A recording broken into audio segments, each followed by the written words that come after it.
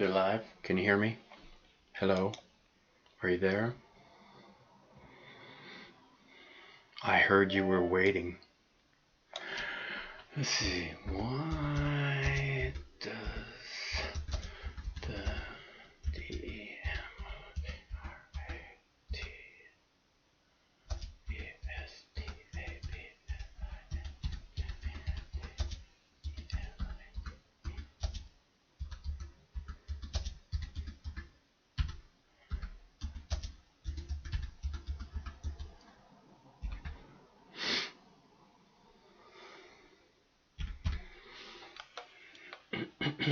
I'll be right with you. Thanks so much for tuning in. You guys are the greatest. I gotta get the title set up. Hold on just a moment. Please. I'll be right with you. It's so nice of you to join us. Okay, so let's see.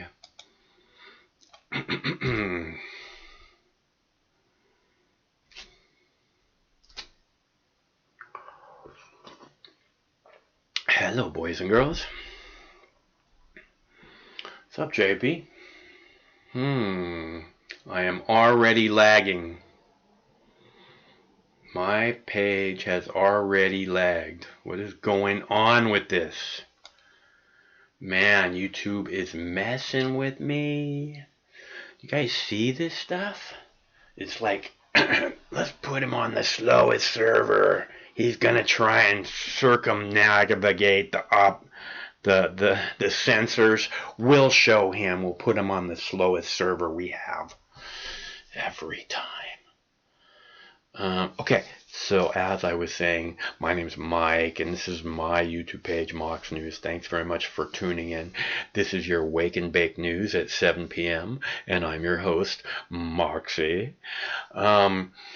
So we do this every Monday through Friday at 7 p.m. I put together a bunch of clips. We have 11 clips tonight, 11 of them, including fucking tiger clip. And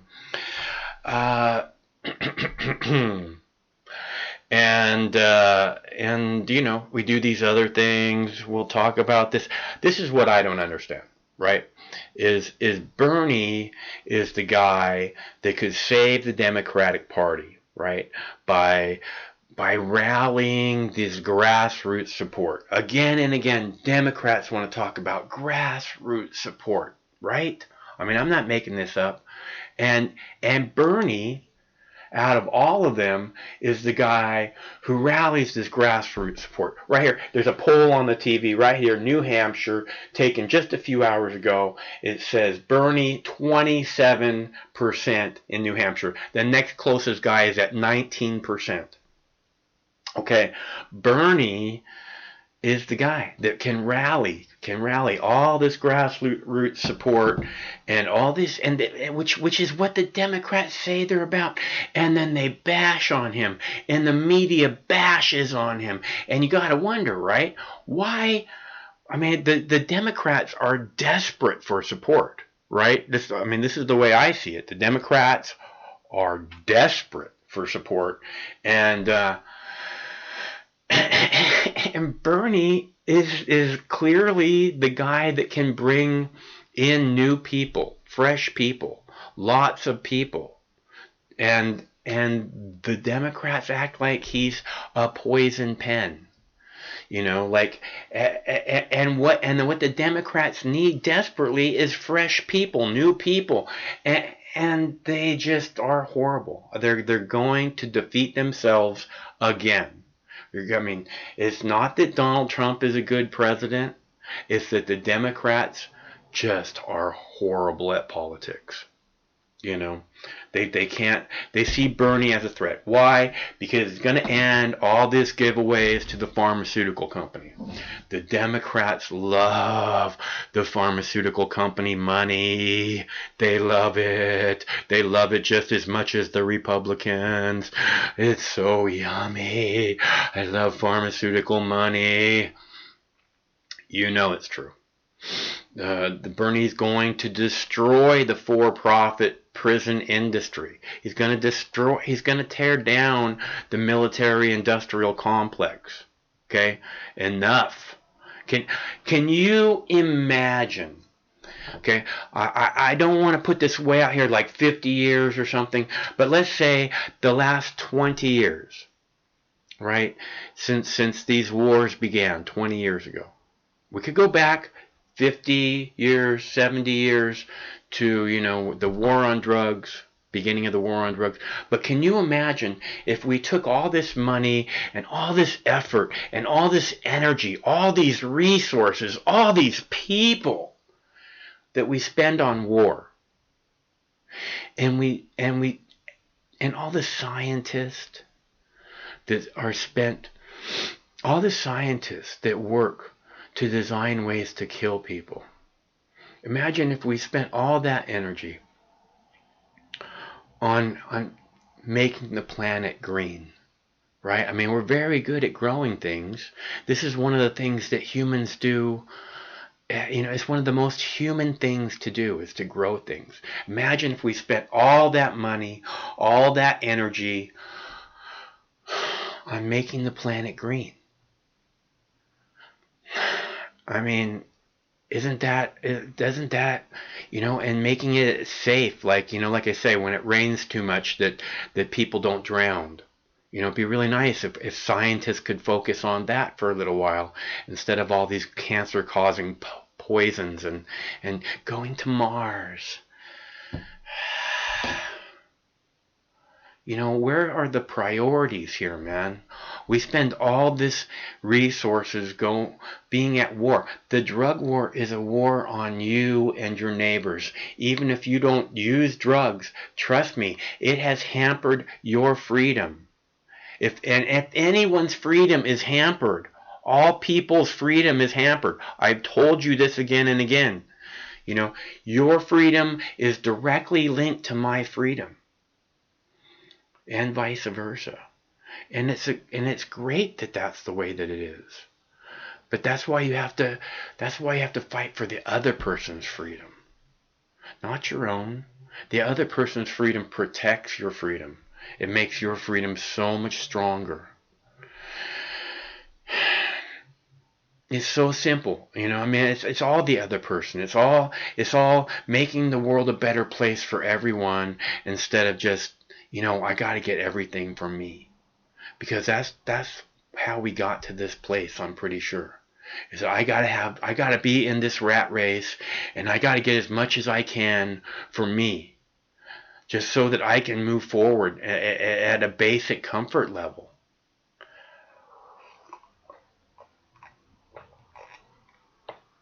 Golden rule. Well, golden rule is do unto others, right? Isn't that where we start with the golden rule? Or is your rule, he who has the most gold makes the rules? Is that how it works? Because that's not how it's supposed to work. Right? So I'm gonna play a quick clip here of I have a little clip of the Democrats, the current homes that they're living in, and what their value is, what the value is of current homes that the Democrats running for president are. I'm gonna play that clip for you here. Hold on. The president is expected to release a $4.8 trillion budget blueprint for the next fiscal year. The administration is describing it as pro-worker, pro-family, and pro-America. It includes an increase in military spending by 0.3% to more than $740 billion and $2 billion in funding for the border wall. But the administration's talking points do not mention that the president wants to cut more than $400 billion from social and safety net programs such as Medicare, Medicaid, and food stamps.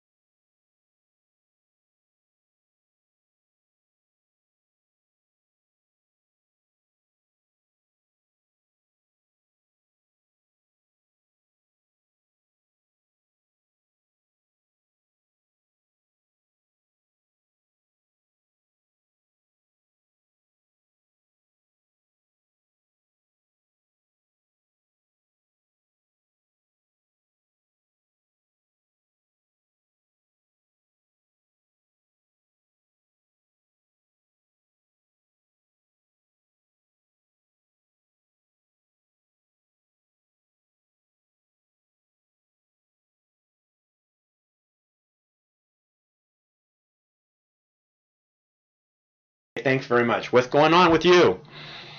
Oh, nothing much. Just watching the chaos with the Democratic, what is it, caucus. Oh, let me pause this. Okay. Yeah, I was just watching what's been going on with the Democrats in Iowa and how they're basically just saying screw democracy. And yeah, I've seen those cuts Can you elaborate just a little bit? Like, how is it that you see them saying screw democracy? Well, they even said if there's a recount and there's a recanvassing and they find that there were errors made, that they want to protect the integrity of the election there or the caucus there. They don't want to correct the record. It's a little late for that, huh? And that really is the only way to protect the integrity of the election would be to correct their mistakes. If they let their mistakes stand, then there is no integrity to the election. You know what I'm saying? Yeah, I know what you're saying. But I think they're just trying to make people lose faith in the voting process, you know? That's what I think they're doing there. They don't really care anymore, you know? They've given up on this whole idea of even just a two-party system. Let's just screw everyone, you know? Yeah, I don't... I just saw a video of Trump's budget on your feed there. Yeah. And yeah, that seems about right. You know, that's what they do. Yeah, I mean, like endless, just more money. You know, nothing for the people. Yeah, it's like the Democrats are like, there's like $80 billion the military budget doesn't need, and then like 5 minutes later they're like, oh, let's work with the Republicans. Let's help them pass their budget. Right. In the Senate. Because you know they're going to do it. You know that Pelosi's going to run this budget through. You know that the Senate's going to run it through. They know that they're going to, you already know they're going to pass it. And the damage is going to be done probably by the middle of the year. It'll affect people by the end of the year. That's it right there. You just nailed it, man. I really appreciate what you're saying. It's you know, they act like they're somehow again and again. I say they're the same people. It's just they're talking to different audiences. You know, the Democrats and Republicans are the same. They're going to pass through this fucking incredibly exorbitant budget, giveaways to fucking everybody they can give away except to the people. Yep. You know. Yeah, it's like the bailout. You know, I mean, like 2/3 of the bailout were just tax cuts. They're like, oh, we're bailing out Main Street, Wall Street. No, matter of fact, it wasn't even built out the main Wall Street. They basically said to the rich buddies, here's 60% of this bill is going to be tax cuts for you. Well, 40% of this bill is going to be maybe partially recovering the budget, or not the best for the economy. It's this dog and pony show that they put on for people. You know, it's this idea that impeachment was ever going to work, or Russiagate was ever going to work, or Ukrainegate was ever going to work, whatever the gate might be. Well, if any of it had any truth to it, you know, some of it might work, but they fucking try and act like, you know, they can get away with bullshit lies. Instead of accepting responsibility, the Democrats are 100% responsible for Donald Trump being in the White House.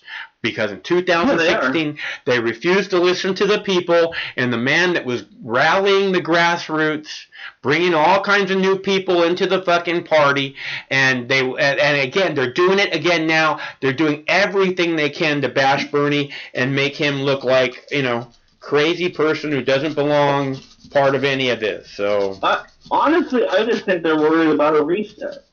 They've been doing this. They've been working us for the last, you know, I'd say 30 years, but it's probably more like, you know, 50 or 60 years.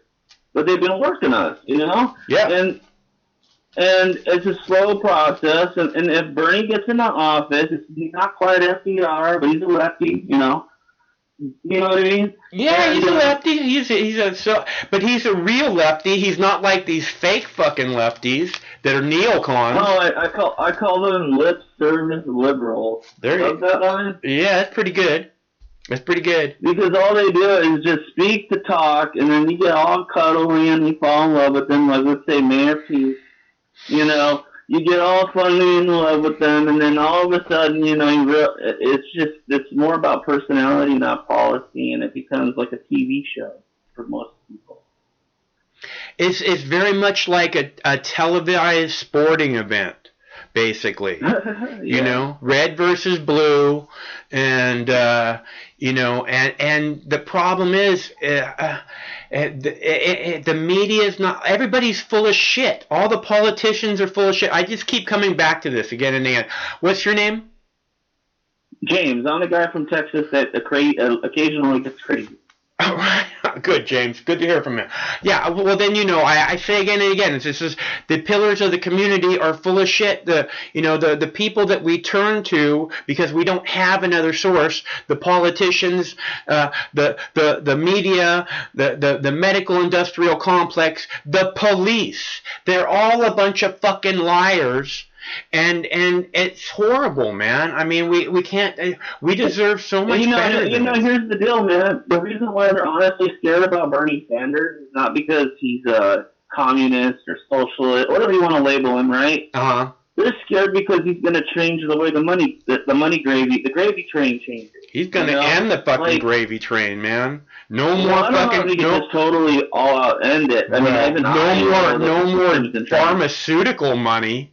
That's pretty much ending it right there.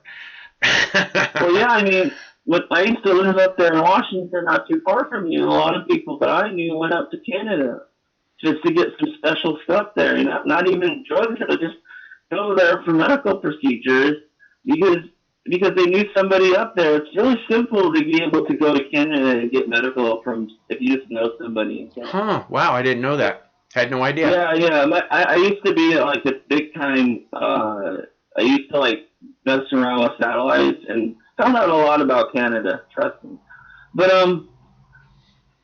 it's very interesting to see how Iowa is being stolen from Bernie, and it's very interesting to see that Joe Biden and Donald Trump and Pete Buttigieg have the same agenda. Joe Biden, I want to cut Social Security and Medicare. I think you're spot on again. I think that I need this to do the same. And then Trump's like, I got to find a way to pay for my tax cuts, so let's just put it all on the poor folks that are like 60 years old who can barely afford to pay for medicine. I think you're right. I think that again, this is the thing where they act like they're different, but Pete Buttigieg and Joe Biden are very much alike. I think they're almost copies of each other, just a younger version. Why do you think all that support went to not Joe Biden, but Pete Buttigieg in Iowa? Because they see. I mean, Joe Biden's gonna fail, obviously, but. Yeah. They see that Joe Biden is basically a younger, sold-out version of Biden. The guy has no backbone. Well, Biden doesn't have no backbone either. We all know what's up with Biden. I mean, I hate to sound like a Republican ragging on a Democrat, but I don't really feel like he's a Democrat. Yeah. Well, he has a horrible record. He's certainly not been a man of the people. And as he portrays himself day after day. And the war on drugs, the welfare cuts, the deregulation of Wall Street, right. the Patriot Act. And the Digital Millennium Copyright Act, even the spot beam technology that was forced on Dish Network and DirecTV was pushed on a company by Joe Biden. If you can believe it or not, there used to be a way where you could get locals from all over the country, even if you had Dish Network, right? Uh-huh. And then one day, all of a sudden, you couldn't pick up out of market channel. Yeah. And everybody's like, man, what's going on with this? Biden was behind that because at the time I was into the satellite thing, right? Yeah. So I knew what was going on internally with it. So Biden is just the worst person ever. He also had a big part to do with the raid on Kim Dotcom's house in New Zealand. Yeah. He used the State Department and trade deals to push copyright laws in frickin' New Zealand. Yeah. And then they used the copyright laws to raid his house. Yeah. Remove his servers. He never got the servers. Yeah, like he's a fucking he's an evil guy with like fucking Black Hawk helicopters and guys with automatic weapons. Yeah, you seen that too, didn't you? Yeah. It was amazing. I might have seen a clip on your channel. It's just, it was like, so let me get this right. The guy, and the main reason behind this was because a lot of leakers used to use Mega Upload to upload their leaks. Yeah. And they didn't like that. They used copyright law and said, oh, copyright law, blah, blah, blah. There's all these people uploading. They've been doing that for years, way before this all happened. It wasn't until leakers started to use Mega Upload that Mega Upload became a real target. I just... They hate Joe Biden. No, but these people, all the politicians, they hate the social media. They're just like, what are you going to do to crack down on this? What are you going to do to crack down on this? Over and over again. Like somehow our freedom is this giant threat and you need to fucking stop it right now. They're making Nancy Pelosi look drunk. Big fucking deal. No, during the entire fucking George W. Bush administration, 8 years in the White House, fucking Jimmy Kimmel would have a regular segment on his television show where he'd talk about how fucking Bush was a dry drunk, and then he'd play a fucking video of George Bush just a little bit slowed down, and it would look like he was seriously smashed. And everybody fucking laughed their ass off, and nobody was like, oh my God, freedom of speech must be stopped. It's horrible, these people. Everybody's really temperamental now, for sure. It's not temperamental. They hate our freedom. They hate it. Seriously, they hate our freedom. It's like a personal threat to them. It's like that thing that they're doing right now, Bernie Sanders supporters. They're saying like Bernie Sanders supporters will show you on the internet. Yeah. And I'm like, I've been on the internet for 30 years, man. There's been trolls there was trolls on the IRC, and AOL chat was the thing. It's like, and so it's kind of like it is insane that they're like, oh my God, the trolls are attacking us, and they're from one party. No, if you're ever on Twitter, man, I'm telling you what, you are gonna get trolled by everybody. You get trolled by Trump supporters, Mayor Pete supporters, Kamala Harris supporters for a while there, Biden supporters. There's no campaign that is immune to having people that are diehards that are kind of pushy, And they're trying to take that away. The media is like, oh my gosh, I was trolled on the internet yesterday. I'm such a victim. Right. But like, holy smokes. Have you seen some of the Twitter feeds that I get? Have you seen some of the chats even you get? It's trolling is like a major part of the internet, and they're complaining about something that is kind of built into the internet for the start, It's not just the internet. It was there before the internet. I used to have a television show in Seattle, and we had a public phone number that had people could leave 100 messages, and I would get trolled constantly on the messages. Really? Oh yeah, people, I got so many death threats, dude. They're like, we're going to have to take your television show off the air because you're getting too much, it's a danger to have you around. I'm like, fuck you. Man, that's radical. They're all saying that we're radical lefties. I'll tell you what. I've seen more people get hurt in the name of right-wing politics, or more threats, at least, It's just, I bet you were a liberal back then. A little bit of a lefty. I was a minded person. I was a burn the motherfucking house down, just like I am now. We got to start over, man. There's nothing there to save. There's nothing there worth saving. It's a fucking police state, okay? And it's only getting worse every single day. Just trolls. What's that? And sometimes these trolls are not just trolls. You know what they say, right? A barking dog doesn't bite. You know what I'm saying? Yeah. I've been doing this a long time. Like I said, I've been getting this kind of lip service forever. You know, I mean, so I put my the first time I put my address up on the on the live show, some guy writes me and says, "I'm sending you dog shit because you're so stupid as to put your address up on the," and I'm just like, yeah, well, that's a really good plan. I'm sure Homeland Security will have a lot to say to you because they don't like their. Well, it's not just that. It's pretty fucking it's petty, man. It's petty. It's so petty. You know, it's like it's you put your address up on the internet. Like anybody can find out your address just by reversing your phone number. So if your phone number's already, so it's like so dumb. That is so dumb. Yeah. Well, it's a mailing address. It's again, it's the same address that I used to put up on when I had a television show, and 20 years ago, and get all the death threats. In Washington State, right? That was Seattle. In your little local area, downtown Seattle. So let me get this right. In the supposed Lesky freaking town, you were getting right-wing threats. See, this is what I don't know. Hey, I don't know that they were right wing. Okay, I don't. Again, I don't. Right. They could just be those neo-libs. I'm a very dangerous individual. I'm what you call a thought criminal.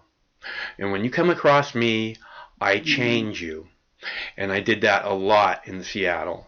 And that was good. Yeah, I mean, it can be. It can be an open-minded place. It can be good. I know that when I was a kid, I used to go to concerts called The Pain in the Grass. Yeah.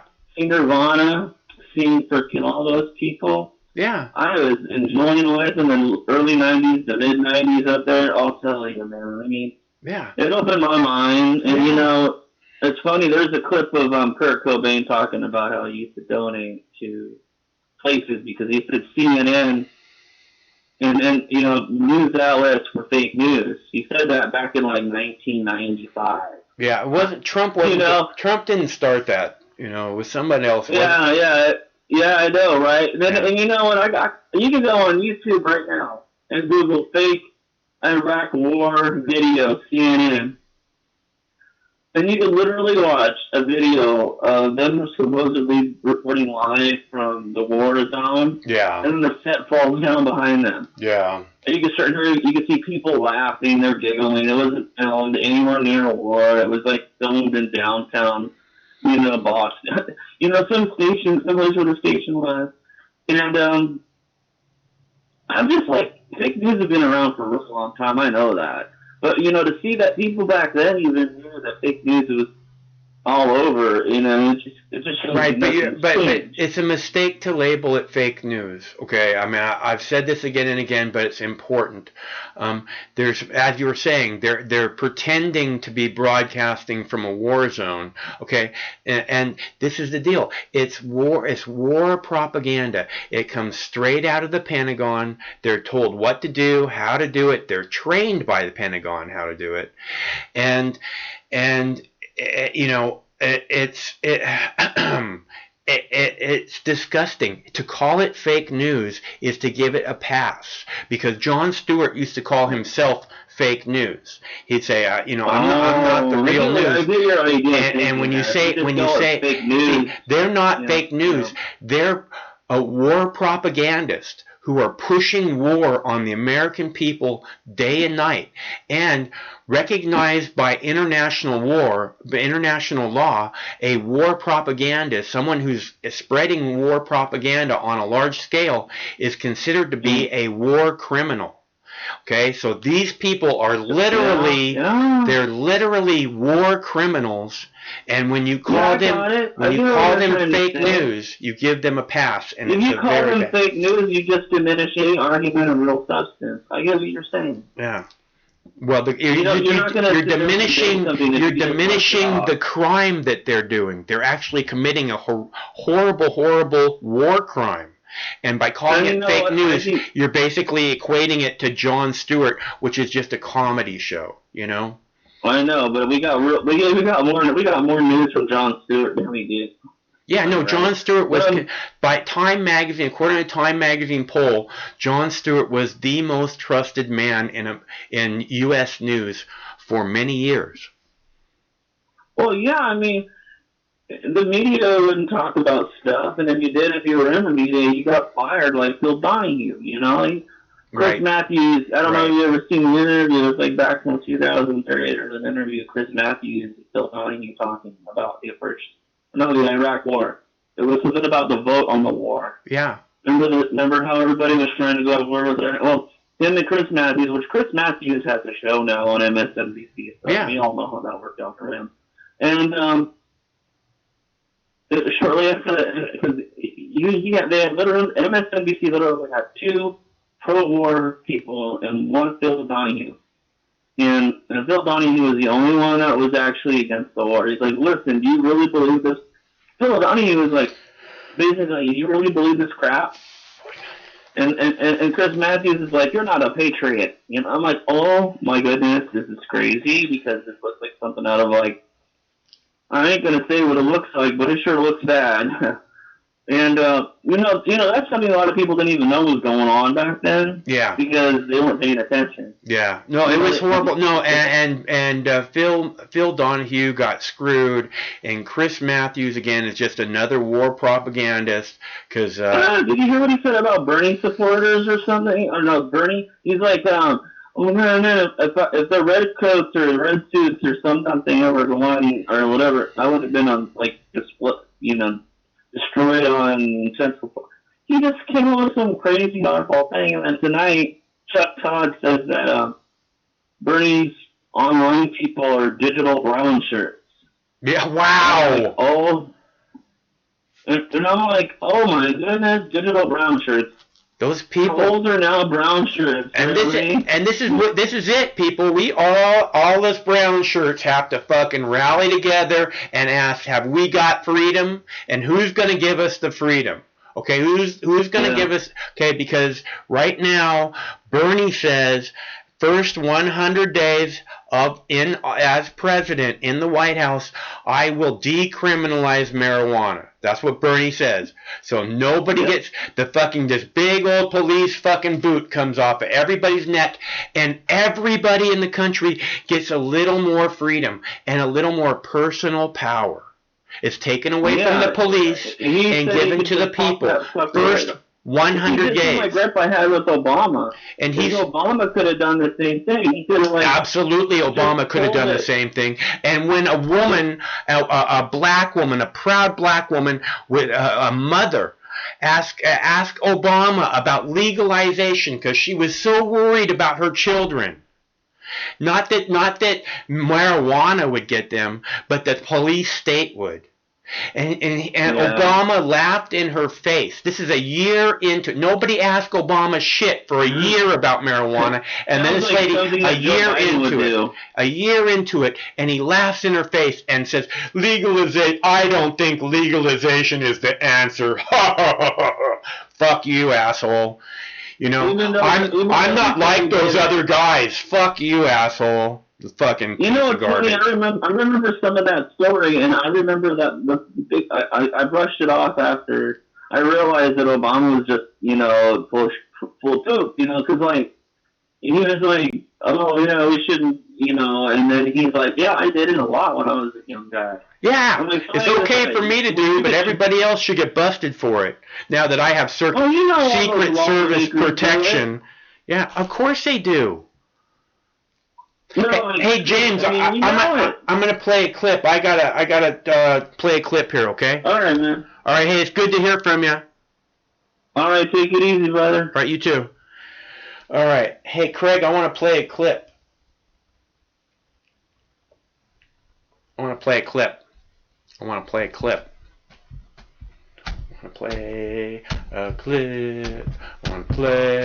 Craig. Do you have your headphones on? Craig. God damn it. I want to play a clip. Thank you.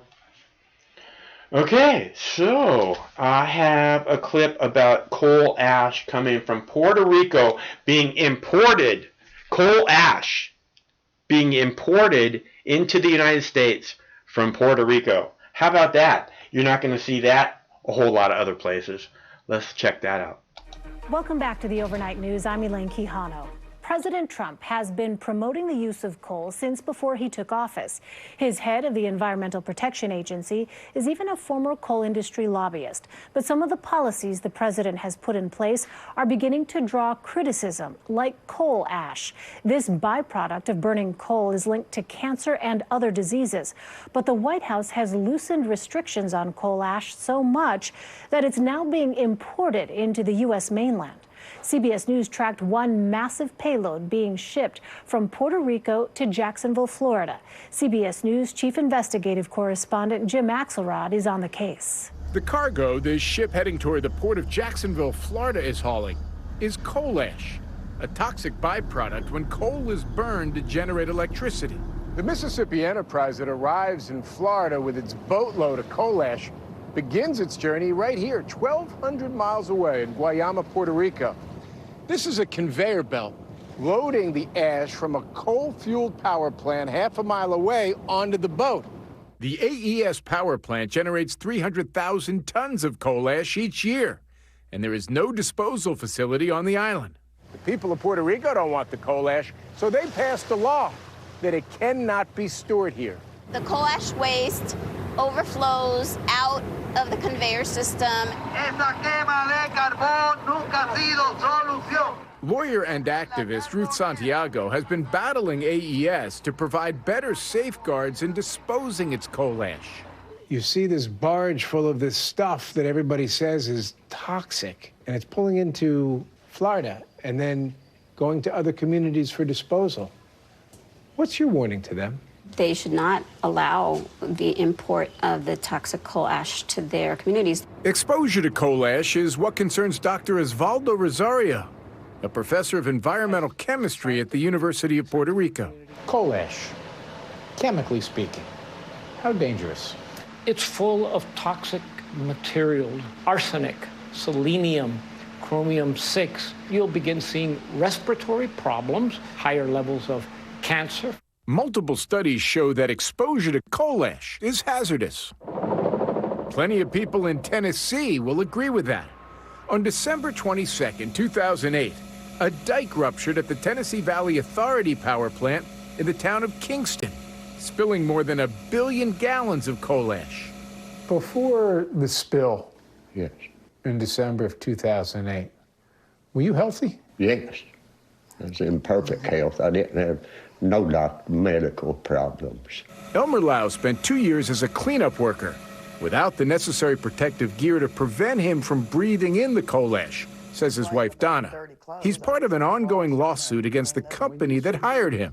What did he look like when he would come in the front door? It looked like it was white and it was clay and it was nasty mud, but it wasn't mud. It was the coal ash on him.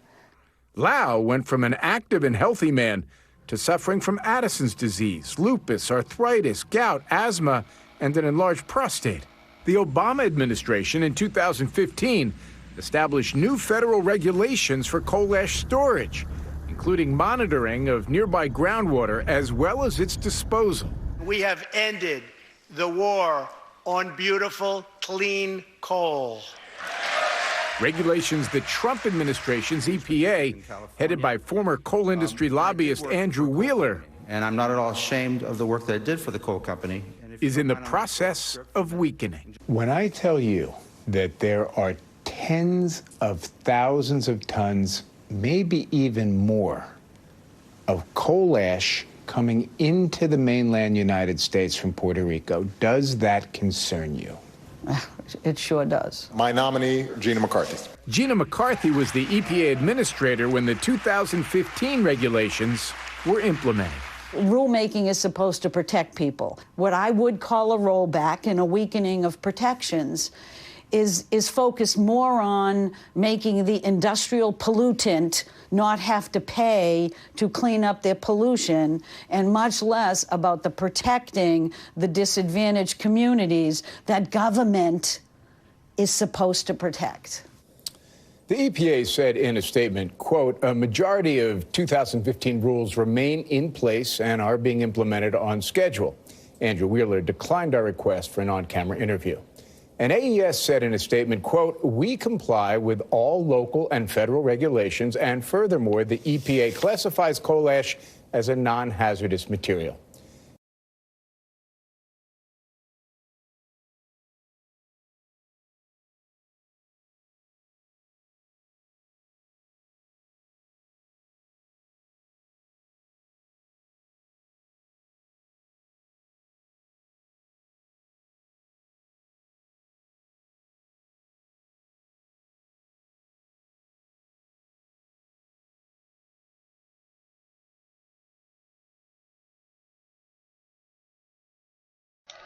I thought you had control of the mic.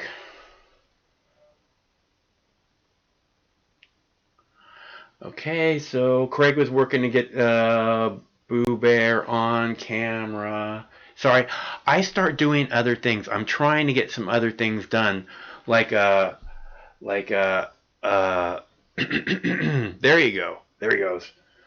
Now he's flying. Like I'm trying to get the Twitter fucking tweet done during a clip and get other things done. I didn't have a pen out here. I need a pen for my clips, paper, and now I'm trying to get some shit done. But I don't know if I can.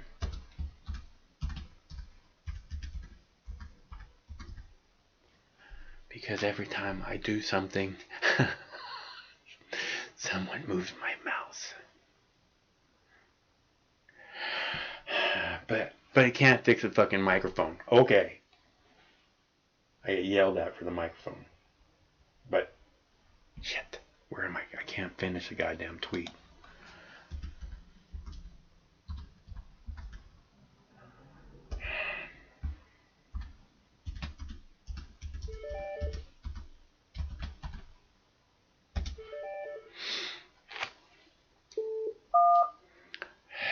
Hello, caller. Yo, Mike, what's up? Hey, Pete. What's up, brother? How are you tonight, Pete? High as a motherfucking kite. Well, nice. Keep up the good work, soldier. Gotta do it, brother. Gotta do it. Gotta stay sane. Well, it helps. You know, it really helps to stay sane. Holy fucking shit, yeah. Especially if you're a recovering alcoholic. Hey, it dawned on me, Mike. Yes. That you are the same person as Jeff Bridges' character in The Big Lebowski. Why? Because you for now you just for the first time you've seen people say the dude in the chat or something? No, I saw the movie and I was like, this guy is Mike. Oh. Except Mike doesn't drink White Russians. But that character is like based on you or something. You even have the same mannerisms and kind of talk the same way. I don't know. Honestly, I watched that movie and I didn't care for it. Which I know is evil to say, and I probably should try and watch it again because a lot of movies I don't like. I'm going to end my call. I don't know if I can continue talking to you after that statement. I don't know. Some things I just don't click with me, but you know. That movie is like a Bible for me. Oh my God. Is that why you're drinking White Russian? Just Jeff Bridges' character. Well, Jeff Bridges is super cool, man. That's what I want to be. Jeff Bridges is super cool. He has an amazing resume too.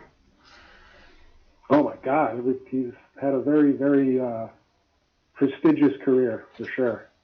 Talented guy. So what's going on? How's work going? It's been going just fine and dandy, buddy. I'm waking up feeling like $1 million goddamn bucks. Oh, that's really good. That's really good. I know that you were saying that before you quit drinking, so I bet it's even better now. Yeah, I'm like a functioning human being that actually, getting up is not like I used to wake up and wonder how I was going to get through the day pretty much every day. It's nice to not feeling that way anymore. Yeah, well, congratulations, Pete. It sounds like you're started on a new adventure, and I bet you're going to do it really cool. Did you make a batch butter this weekend? I certainly did, my friend. I didn't try it out yet, though. But I got a nice cup of butter in the freezer, just on deck, ready to go. So. Nice. Well, make cookies, man. Yeah, maybe I will. I like cookies. And you know what you do? You make cookies, you put them in, and then you put them in the freezer, okay? And that way they'll last like all month long. You can take 2 of them out or 3 of them out at a time, or half a dozen of them out at a time. That's what I do. I still have coconut oil in there. Good. You should. I still have, dude, it's lasting me forever. It's great. Well, now that I'm not drinking anymore, I'm chowing down on them suckers. So. Excellent. I'm sure they will be consumed in no time. That is good news, Pete. I mean, it's going to make your transition a whole lot easier, man. Without that, it would be almost impossible. Oh, it would be impossible. It wouldn't be almost impossible. You still there, bud? Yeah. Your phone's all chopping out. Oh, shit. That was better. You okay? Can you hear? Yeah, I can hear you.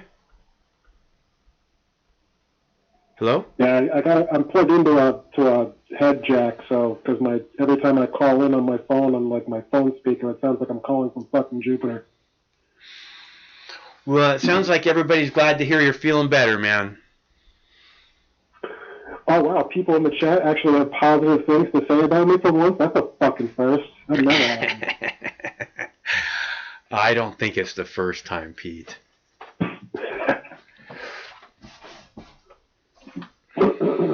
Yeah, I don't have much to say. I just well, we're just all glad that you're feeling better, and I'm glad you called, because when you don't call, I mean, like last week you called and said I spent all day in the hospital, and then you didn't call for the rest of the week, and I'm like, man, I hope Pete's okay.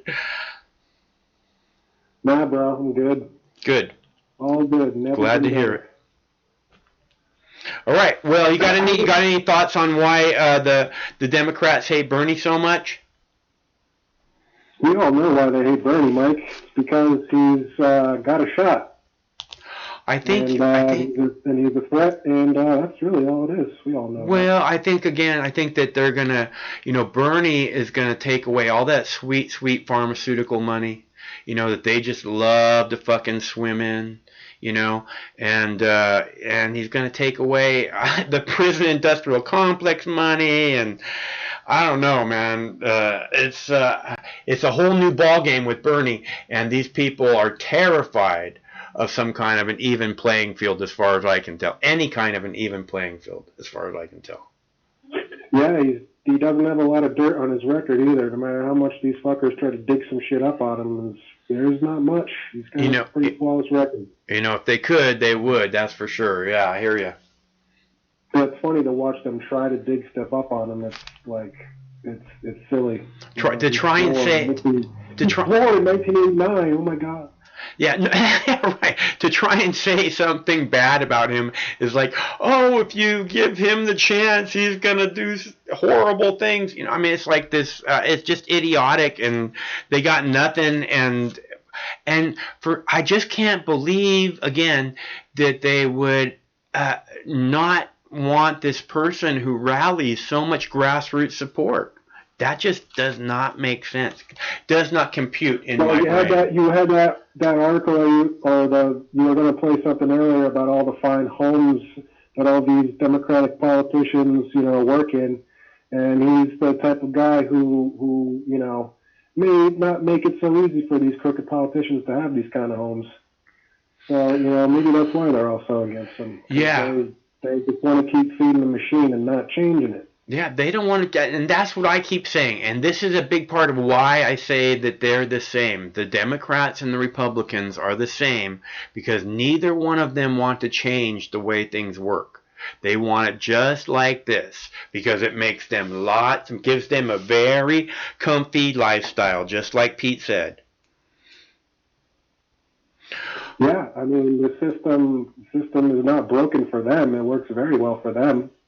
Yeah. You know, they get their campaign contributions as long as they give their kickbacks, and fucking that's how politics is. That's why fucking Trump's doing all this shit with his budget, where he's pretty much handing everything out to the military-industrial complex and taking away from normal people, because, hey, that's what fucking Boeing gave him fucking $1 million gajillion for his campaign for, so... You know, now it's coming back, so. It's just American politics, Mike. You know that.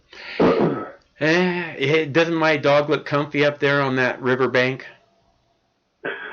I can't see because I'm... Oh. Well, earlier I saw him swimming on the river. He was floating down the river in his back. He's doing that again. All right, Pete. Well, it's really good to hear from you, and I you know why I really want Bernie to get the nomination? Because I'm just dying to see him just to get attacked from every angle, from the mainstream media, from the Democrats, from, you know, instead of the Democrats rallying behind him because they have all these new people and they have to get this guy out of office and, you know, this is our only shot. You know what they're not going to? They're going to fucking drag their feet and stomp, and I bet you they fucking bring Hillary Clinton on TV over and over again talking about how Bernie fucked up the last election and I'm going to do everything I can to fuck up this election. You know, I mean... he's really counterpunching the shit out of these motherfuckers. I think he's doing a pretty good job.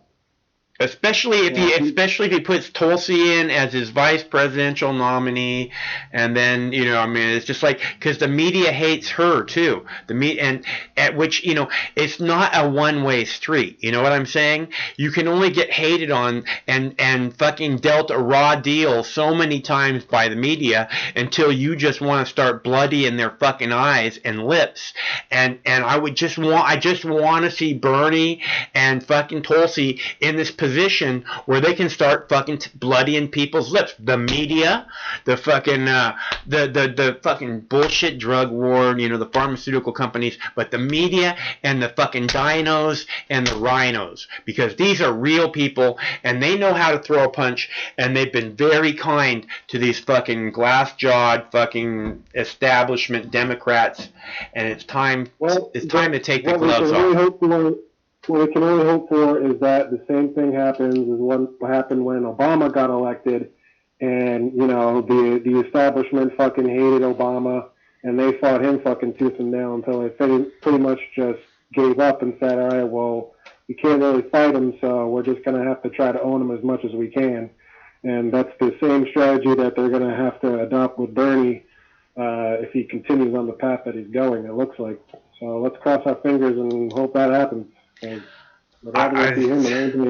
just think that's just going to be the best fight, the most entertaining, and really the best chance there is. So I want to see, and a real choice, right, for the American people to make, you know, between this fucking billionaire guy and somebody who's always been about the working class. You know, and maybe a veteran standing by her side instead of some fucking fake oorah military, you know, chicken hawks, fucking, you know, Captain Bone Spur and all, you know.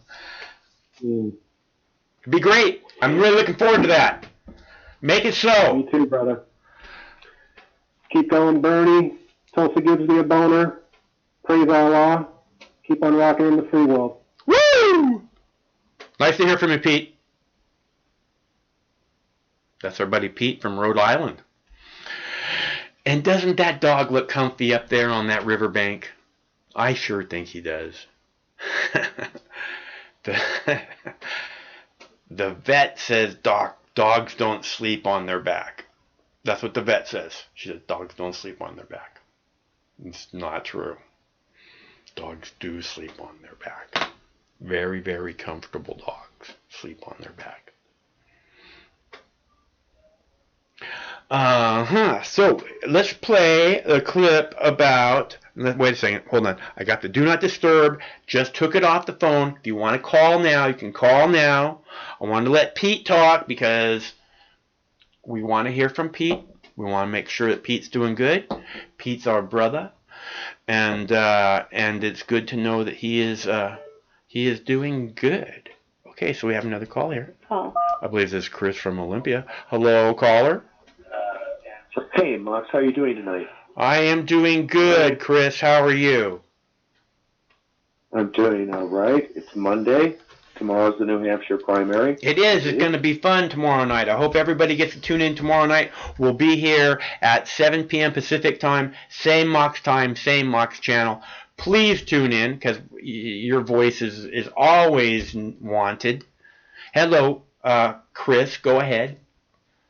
Yeah, I had a few observations, but first of all, who is the Democratic Party? Who has the Democratic Party been in the past, and so on and so forth? I don't think Bernie Sanders is a socialist. Bernie Sanders is the equivalent of a New Dealer, like Franklin Delano Roosevelt, the New Deal. And that's like reforming capitalism to try and make it work. So that everyone's clear about that. And that should just be the explanation that's even given on corporate television. It's very clear that it's just red baiting that's going on, and that the media is actually afraid of the people saying, we're going to take over the telecoms, we're going to take over the banks, we're going to take over pharma, we're going to take over insurance, which they should do. But even though people are afraid of that, they're going to project all of those fears on the candidate Bernie Sanders, who, in all honesty, is really just asking for an increased minimum wage, Medicare for all, free college, some pretty simple reforms. He's not asking for ownership of the means of production, which is the technical definition of socialism. It's some pretty simple reforms that will only make a difference, really, to the working class and those below the poverty line, and for whatever reason, that's a big, huge threat to, but again, this is what I keep saying, is that when you make the world a better place, for those people, when you lift those people up and those people's world is a better place, that's the same world you live in. So your world is a better place also. It's easy to understand. That's why we want to lift everyone up. Yeah, I'm not saying you don't. Well, I mean, that's the raison d'etre of like the Democrat Party. The reason why it exists. Maybe is supposedly to be a counterweight to the owners of production, the rich people who typically support the Republican Party because the Republican Party isn't into taxes and likes to give the rich people a pass as much as possible, like on regulating business. So that's what the Tea Party is supposed to be. But, the first caller, James from Texas, and you had a discussion about the real left and not the neoconservatives. I think that's what you said. And I think that what happened to the Democrat Party is that, like I said, the New Deal politics, which most Americans imagine as the Democrat Party, that would be President Johnson's Great Society program of 1964. It would also be Franklin Roosevelt's policies from 1933, until the end of the Second World War, where we had a social safety net set up by the Democrats. But since 1992, when Clinton got elected, the direction of the Democratic Party went in a different direction. And that happened because the Democratic Leadership Council, and that's Al Gore, who was a senator from Tennessee, and Bill Clinton, the governor of Arkansas, right? They had prominent positions in the Democratic Leadership Council, the DLC. And this is an excerpt from the Wikipedia article that it tells what this is, right? The Democratic Leadership Council was founded in 1985, argued that the Democrat Party should shift away from the leftward turn it took in the late 60s, 70s, and 80s. One of its main purposes was to win back white, middle-class voters, those are people in the suburbs, with ideas that addressed their concerns. The DLC hailed Bill Clinton as proof of the viability of third-way politicians and the Democratic Leadership Council's success story. And that is who has ruled the Democratic Party since 1992. They ran Al Gore in 2000. They ran John Kerry in 2004. They ran Barack Obama, who was kind of like a dark horse, but in reality was owned by the same people. And then, of course, they ran Hillary Clinton. So, I mean, it's the same constituents. They own the Democrat Party, and they represent about 60% of the Democratic Party. And why are they so threatened by Bernie Sanders?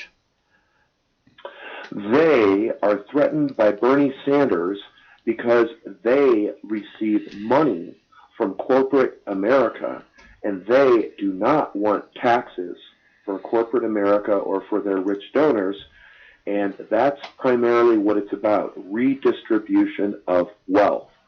$15 an hour. You know, the current federal minimum wage is $7.25 an hour. What if it was overnight to increase to $15 an hour? Now, we live in a place that has a high cost of living, and our minimum wage is higher than in other parts of the country. But if in other parts of the country the minimum wage was raised to $15 an hour, it would have an enormous positive impact in all of those small towns across America immediately, right? Can you see that? Yes, absolutely. I see. This is what I keep saying. Walmart. When you lift the lowest, you know, it makes the world a better place. See, and the thing about giving those people more money is that's not like expendable income, really. They have to have that money, and they will go out and immediately spend it. Which means it's just going to bolster the economy more, you know, hiring more people, because when there's more money flowing through the economy, blah, blah, blah, you know. Yeah. So the reason why the Democrats, 60% of the Democratic Party, or even maybe more, I think Sanders right now has about 30% of the support of the Democratic Party, and I believe that if he peels off the pacifist from Tulsi Gabbard, and he peels off his former Sandinistas that are now part of Warren, he might be able to like hobnob about or patch together, you know, maybe 40% of his party, but at least half of his party is entrenched against him. And as long as that's the case, I mean, you know, I think it's failed cause. So you don't think so? If he was to get the nomination, you don't think that the Democrats, this 60% that you're talking about? Now, I'm not talking about the voters, but I'm talking about the establishment and all that. You don't think that they're going to rally around behind him, huh? I really don't. Mike, I just want to see that so bad. I mean, that will just make it so obvious who the real enemy is, and it will leave the people. It will really leave the people no alternative but to turn towards Bernie Sanders. You understand? Well, but they Jeremy Corbyn in the United Kingdom. Well, this is a name that I keep hearing come up. You know, I mean, this is what they're trying to jam down us now. Go ahead. Jeremy Corbyn was penned as being an anti-Semite for supporting Palestinian rights. You know, Jeremy Corbyn, like for having humane immigration policies, you know, was portrayed as supporting Islamic terrorists. You know, Jeremy Corbyn, you know, for helping the common English person or person in the UK was portrayed as like out of touch with. I mean, they really painted him in such a manner that the people bought the election of Boris Johnson. They accepted it as being real. So, you know, if the Democratic establishment doesn't come to bat for Bernie Sanders and actually support him enthusiastically, there'll be a lot of reasons why the public will be distracted. They'll be talking about all kinds of crazy shit that's being projected from CNN and Fox News. So there was a segment that from CNN to bolster this point that I found yesterday. Just an example of like how the news media just puts bullshit on the wall, and then they expect their readers or viewers to just go, wow, that was some cool bullshit. Let's see what else CNN has. I mean, it's just so bad. But this was the article from today that says, quote, this is the title of the article, "The Mystery of Donald Trump's Photoshopped Tan Face Picture," analysis by Chris Kaliza, which is this article that's about 4 or 5 pages long, analyzing whether or not the dude is wearing, whether he has a tanning bed installed in the White House, whether he's using some fake tanning cream on his face to make him look like he's tan, all of this bullshit, right? And then and the rumors of a tanning bed, a whole article like that's listed on the front page of CNN. And then it ends like this. This is the quote. Trump's tan glow, his tan glow, was part of the conversation in the 2020 race even before the photo controversy of the past weekend. In response to the barrage of attacks from Trump on Michael Bloomberg, the former New York City mayor's spokesman shot back, quote, "The president lies about everything, his fake hair, his obesity, and his spray-on tan. How Trump gets his glow isn't exactly the stuff on which the election will be cited, but for a president who we know cares deeply about his own appearance and the look of people close to him, he wasn't going to let this one pass by without weighing in." So the article was about a fucking tweet, right? But that last paragraph, Mike, why did they include that? Bloomberg's opinion about Donald Trump's fucking suntan? The reason they did that is to embed in the mind of the American public, back in the mind, in a little drawer, somewhere in the mind of people who watch TV, the idea that Michael Bloomberg is the kind of guy who's just he's a New Yorker, he's just gonna spit in his face and tell him the truth and not give a fuck, because that's the kind of guy Mike Bloomberg is. And that's what they include in the end of this bullshit story about Donald Trump's suntan.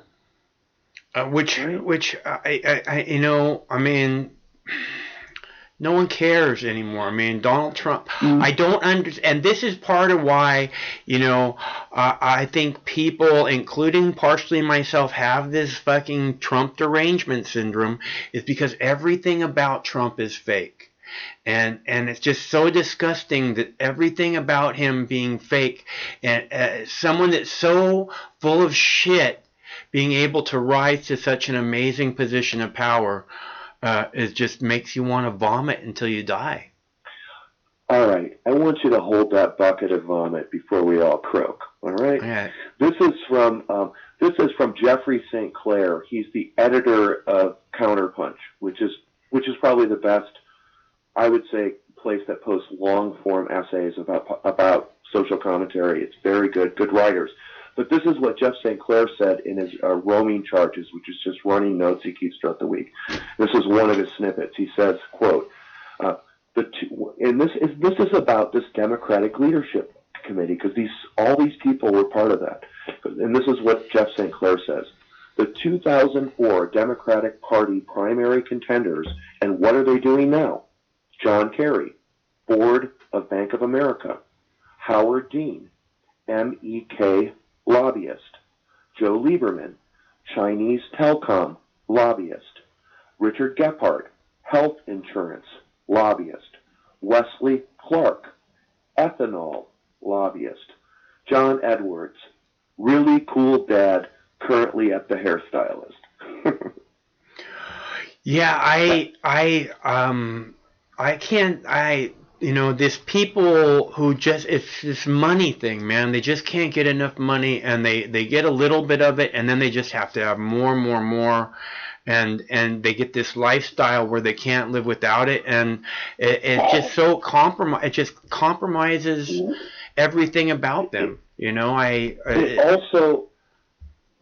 also amplifies the structure of our society. I mean, they are personally benefiting from the relation. Like Richard Gephardt, for example, probably worked with the health insurance industry when he was a congressman, for a long time. Right. And now that he's a lobbyist for them, what it tells me is not only that Dick Gephardt is a selfish person, but it also tells me that somewhere in his mind, he came to the conclusion that it is the insurance companies that should actually be making policy, that it's the pharma industry that should be determining the cost of drugs and should be telling the world, Americans, how much their drugs cost.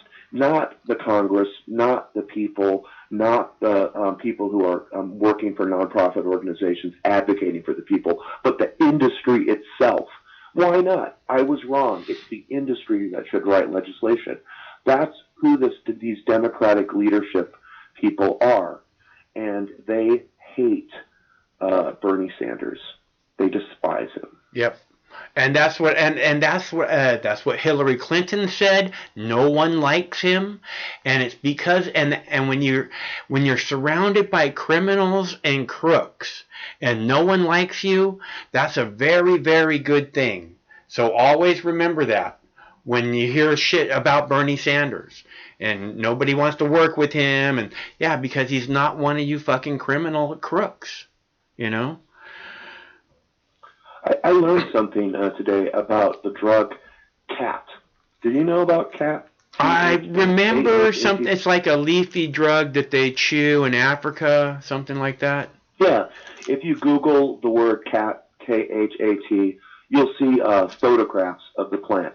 It looks kind of like a tuber almost, and then they eat the leafy part of the plant, and they use it like, they say it looks like Salvia divinorum, or even like leaf, like marijuana, cut up finely, and they take the plant matter, and then they put it in their gums, and then they kind of like chew on it, like chewing tobacco, and absorb it through their mouth, and then the effects are described as the, and this is from an article posted at The Intercept about Amy Klobuchar, but the effects are described as the equivalent to drinking coffee or tea. It's also been used as indigenous tribal medicine. It's from East Africa is where the plant is from. I didn't know very much about cat because I've kind of been out of the whole experimental use of drugs, which I was kind of into about 15 years ago, you know, trying different plants. But I mean, I'm a little, I don't know, maybe I should, but I didn't know very much about cat. However, I found out that Amy Klobuchar is a fucking Puritan and hates people who just engage in simple human behavior, like using this plant. So there's a large community of people from Somalia that live in Minneapolis, and they have their own shops in their own community. And in these shops, these people would eat cat, and they'd chew on this leaf and sit around and bullshit around a game of dominoes or a game of checkers, you know, part of their cultural tradition. And Amy Klobuchar felt compelled to arrest these people when she was the city prosecutor. And this is what I've said again and again, is that Amy Klobuchar is a fucking cop, okay? And we need to stop fucking hiring. We need to stop voting for cops. Stop electing cops. You elect cops, and then you look around and say, fuck, why is America a police state? Because you keep electing fucking cops. You know, stop voting for fucking cops. Amy Klobuchar is a piece of shit cop who doesn't care whose life she destroys because they're making some kind of safe choice about marijuana. That's what kind of piece of shit Amy Klobuchar is. This is from, so The Intercept is that magazine that Glenn Greenwald writes for them, and it was like Pierre Omidyar, the founder of PayPal, started The Intercept. And this is a quote from their article about this Amy Klobuchar and the prosecution of cat from the 3rd of February. They say, at a time when cat-related prosecutions were rare, the Minneapolis Star-Tribune reported in 1999 that as county prosecutor, Amy Klobuchar defended charging people for using it, quote, despite the cultural usage of cat and its legal status in the offender's native country.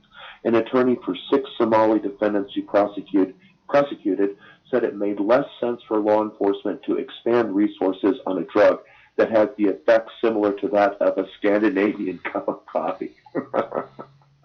Yeah, this is these people who think that, like I said, like your personal freedom is somehow a direct threat to their freedom for no reason. It has nothing to do with her. But that's how she responds to it. Like somehow it deeply affects her personally, and she can't let that stand. You know, it's just disgusting. And why? Because she can. Because she's been put in a position of power, and she can make that choice, and she's going to. Go ahead. Well, she's in a position of power, and let's be honest. Like, I'm not going to diminish the people who live in St. Paul or in Minneapolis. Like, she was elected to be their prosecutor, and whoever elected her is who she was appealing to as being tough on crime. Right, giant douche or turd sandwich, dude. We understand how it works. Yeah, well, they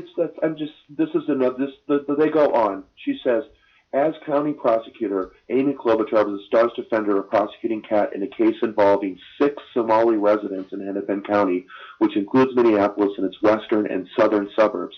Quote, this is a quote from her, "This is an illegal drug in our country. It's our job to prosecute the cases," Klobuchar said at the time, noting that Kat's use is not limited to use in the Somali community. The Tribune reported that authorities in the surrounding St. Paul, Anaca, and Dakota County said, quote, "They've seen little or no cat use in their neighborhoods." Klobuchar told the AP in '99 that few cat cases were being prosecuted, right? So she just makes shit up to make people afraid. So it's this little ethnic community in Minneapolis that's using a plant from the country that they're from as in part of in their own tradition, and she uses that as fear-mongering to suggest that, like, white kids in the suburbs or white kids in rural communities in Minnesota are being exposed to the scourge of cat. Yeah. And then I found this other site that was like peopleagainstdrugs.org or something like that. Drug Free America, some crap like that. It's on my computer, but I read the article. It's like, yes, it's against the law. It's against, because there's a chemical that can be extracted from cat called catamine, CAHTINE, and it's basically a form of amphetamine. It's been declared a Schedule I plant because people can extract this chemical from the root plant that people are using. And therefore, it's considered a Schedule I drug offense and can be prosecuted. It's a felony. So these people that Amy Klobuchar prosecuted, they all got felonies on their rap sheet for basically just being Somali immigrants in Minnesota doing the exact same thing they had done in East Africa, like ever since ever. Right. Well, just like I've said about humans, what they do to us. I mean, this is what how many of us have they fucked with marijuana the same way? And it's just because, this is what we've done for 1,000 generations.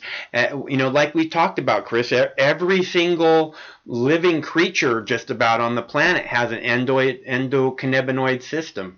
And I understand that hemp was like the first cultivated plant by humans. So it's obvious that for whatever reason, and it's the safest drug there is. We all know it. I mean, it's safer than aspirin.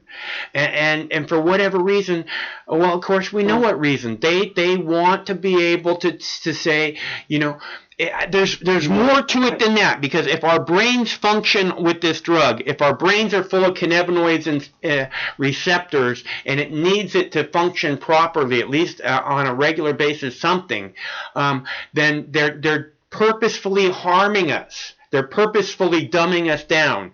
They're purposefully giving us the Alzheimer's and the dementia. Go ahead. Well, they have a different way. I rail against Christianity, in ways that I don't like control. But this idea that we're separate from the natural world and somehow that means that we're superior and we can use dominionism over everything else in the universe, that has something into play. That goes into play with like Amy Klobuchar's feelings about East Africans using some plant in a little isolated neighborhood in Minnesota or something. It's their fear of the other because they want to control everything. They want absolute control. They want control of your mind, Mike. They want to be able to read the thoughts in your mind and just have a list that they can start sending you products to buy that they know that you will buy because they put the thought in your mind to buy the thing that they know that they want you to buy. That's the kind of control that they want. So they hate plants. I have friends who grow poppies, for the purpose of like helping themselves. like the poppy tea you were talking about. Yeah. I have other friends who have coca plants in their houses. Mm-hmm. You know, and coca is great for high altitude sickness. It's also considered like a Mother Earth plant from South America. Yeah. The indigenous people of South America. You know, I have other people who are friends of mine who are a lot younger than me who are into psychoactive mushrooms. Really, you know, as a culture of doing that. Sure. Other people who are about my age who are into ayahuasca. And as far as I'm concerned, all of these different plants are just ways that people are using a natural world because they live in the natural world. They're part of the natural world, and they're trying to hold on to a little piece of it. So you have your grow room with your cannabis, and you're just holding on to a little piece of the natural world, Mike, as the rest of the world is encouraging you to just become a computer chip in a big machine. And so it is with all of these plants, and they hate them. They thoroughly despise the idea that people can be thinking outside of their preordained, you know, avenue where you're supposed to be. And aren't you supposed to be getting ready for work tomorrow? Don't you have to get up at 8 o'clock? Shouldn't you be doing something else besides wasting your time? Yeah, I hear you. I mean, it's that They Live movie with the sleep and consume and you know, watch TV. You know, I mean, that's it's right there in front of us. We know what they're doing, and I don't know why more people don't seem to care more about, you know, this freedom that's just taken away more and more. I mean, you hear these supposedly woke people, and they're talking about, you know, how we need to limit freedom in this way and that way, and you know how it's I just it just doesn't seem right to me. There's some kind of really major psychological operation going on that it's this whole Orwellian it's this whole Orwellian thing where war equals peace, you know. Well, it's a fascist country that has increasingly relied on technology to try and solve, you know, some of its problems. And I really think that it's moving towards like the computer. So it isn't going to be that like the government is going to be conducting surveillance. It's like artificial intelligence will be conducting their surveillance. And it isn't like human beings are going to be tapping your phone. It's like artificial intelligence, the computer, will make the decision itself whether it thinks it should tap your phone and what information it wants to extract from your phone. AI isn't going to be asking any fucking human beings questions about what it has the right to do. It will do what it wants to do. Right? That's the apex of this. That's where we're headed. Yeah. 5G run by artificial intelligence that becomes smarter year after year after year. Owned by a handful of rich people who control the artificial intelligence right now. Yeah. Anyway, this is from Stop the Drug War, and it says you were talking about freedom and the people who push back against freedom. This is from it says Stop the Drug War on their drug war updates every day. It says Colorado initiative would undo marijuana legalization. A pair of activist attorneys have filed ballot proposal 249, which would repeal the section of the state constitution that legalizes marijuana. The proposal is only 4 sentences long, with the key sentence being Article 18, Section 16 of the Colorado Constitution, personal use and regulation of marijuana, is repealed. The proposal does not seek to change the status quo around legal medical marijuana and hemp. It is currently being reviewed by the Legislative Council staff before heading to the Secretary of State's office for title review. Only slightly more than 1/3 of the voters polled in 2016 supported reversing legalization. Don't they have to like get some kind of like lot of signatures to get something like that on the ballot? I mean, wouldn't it take like 50,000? I would be surprised if you get 50,000 people in Colorado to say, you know, we don't want legal weed. I would too, but you know, that last sentence, and this is from Stop the Drug War, it says only slightly more than 1/3 of the voters polled, in 2016 supported reversing legalization. You're right, that's 5 years ago or 4 years ago. Yeah. So considering the revenue that they've made in the last 4 years, one would be shocked if they want to go backwards. And the fact that the sky hasn't fallen. That's the reason that we couldn't have legal marijuana. Because if we had marijuana, then the sky would fucking fall. That was always the reason we couldn't have it. And the fucking sky has not fucking fallen. So, the sky is falling in Colombia, Mike. And this is from the same website, Stop the Drug War. It says Colombia sets goal of eradicating 320,000 acres of coca this year. And I did the math, and that worked out to be 500 square miles. Wow! Okay, and Defense Minister Carlos Holmes Trillo said Monday, Colombia hopes to eradicate some 321,000 acres, 130,000 hectares of coca this year. Tools to achieve that goal would include the aerial spraying of the herbicide glyphosate. The country is under constant pressure from the U.S., the principal market for Colombian cocaine, to reduce coca cultivation. Last year, Colombia destroyed about 250,000 acres of coca using manual eradication. Aerial spraying of glyphosate was banned in 2015, but President Ivan Duque's government is working to get around the ban and reintroduce the practice.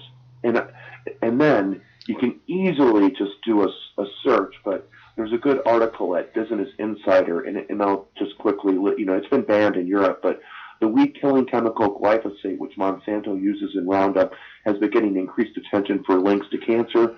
Several gardeners and weed whackers in America, and I am a landscaper, who are exposed to glyphosate have won billions of dollars in lawsuits against Monsanto. Glyphosate has been shown to cause harm in large doses. The World Health Organization International Agency for Research on Cancer says it probably causes cancer, but the EPA and Bayer maintain that glyphosate does not cause cancer in humans. Again, the EPA were the same people that said coal ash doesn't cause cancer too. The EPA are business leaders appointed to run the government agency to regulate chemicals in the United States. So it isn't like they're protecting the interest of the people. The EPA just draws the line at what's minimally acceptable.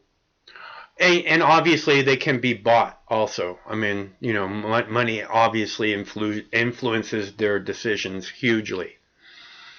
And in Europe, they banned the shit. Like, even though Bayer is a German company and they bought Monsanto, I believe it's banned in, like, countries in Europe, like in Denmark or in Sweden or in they're finding the UK. They're finding this chemical in fucking children's cereal prevalently.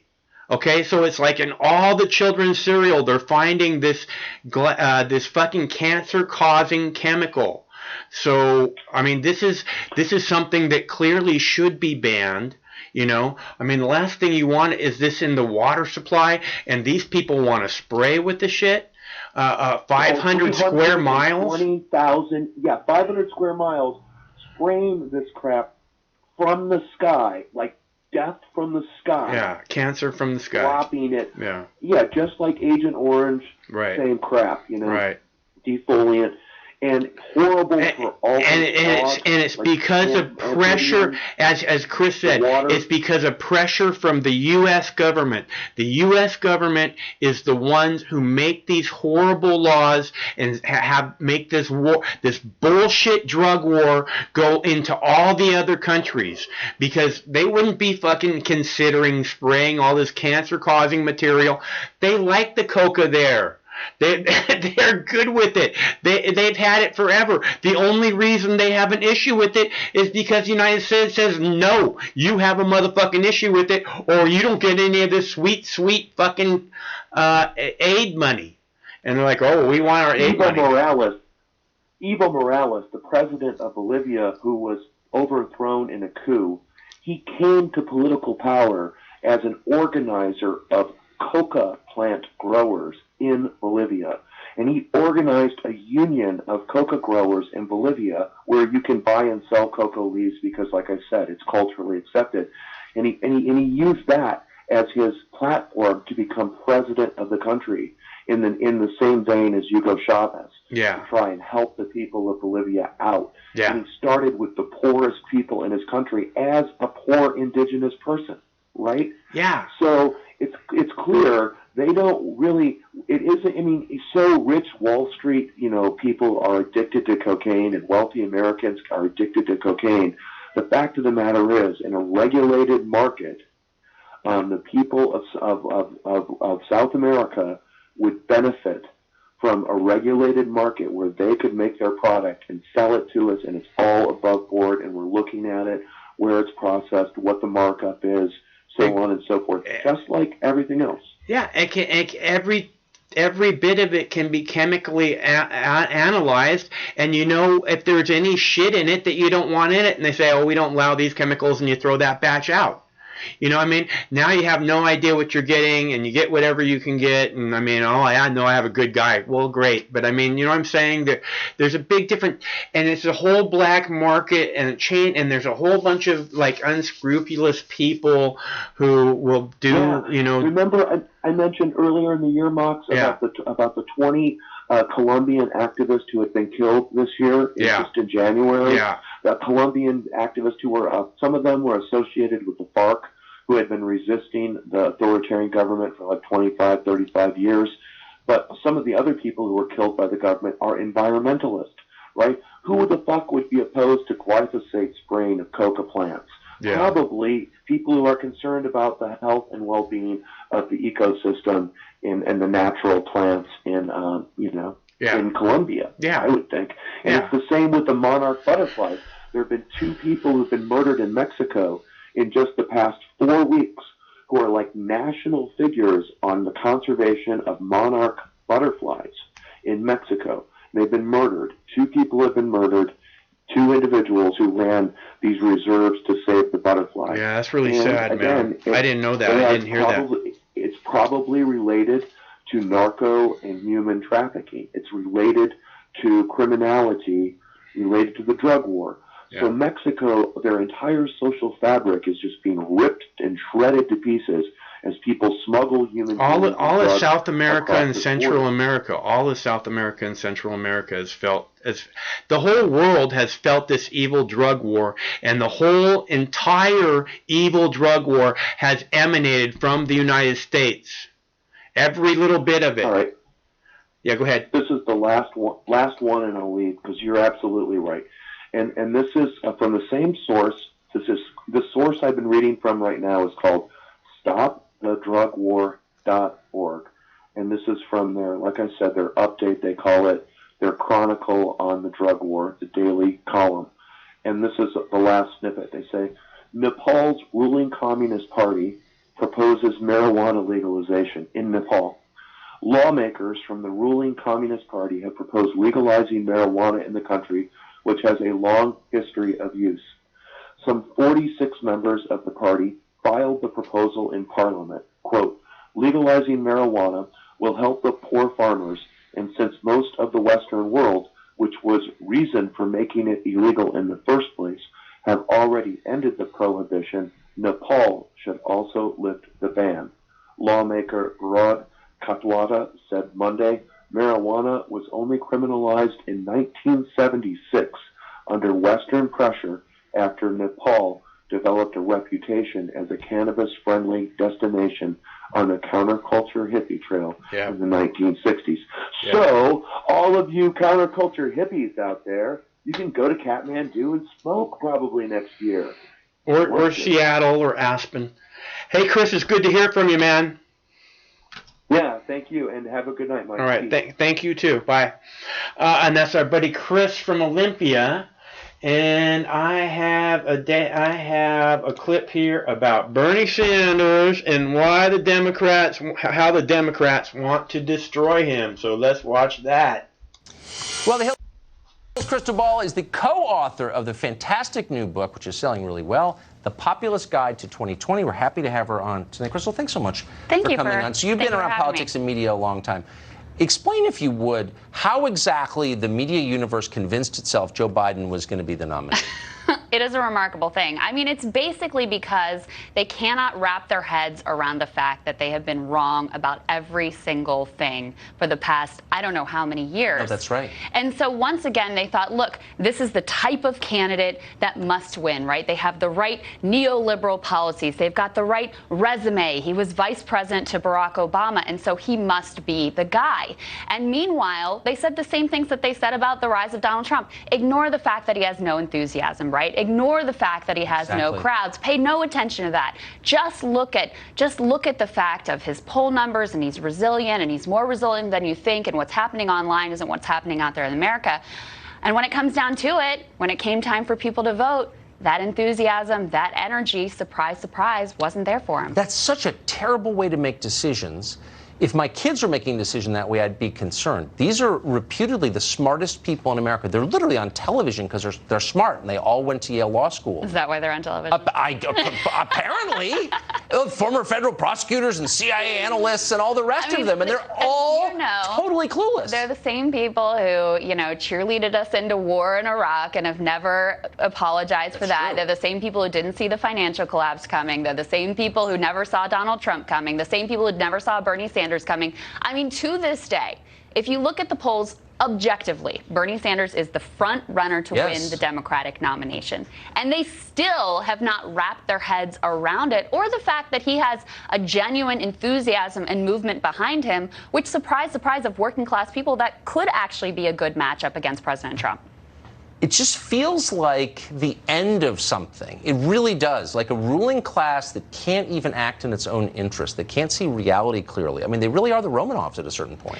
Well, it's in their financial interest to not see reality clearly, right? Because these are all people whose power comes from their access to the establishment world, consultants whose grift is based on a certain deal flow from the DNC, et cetera.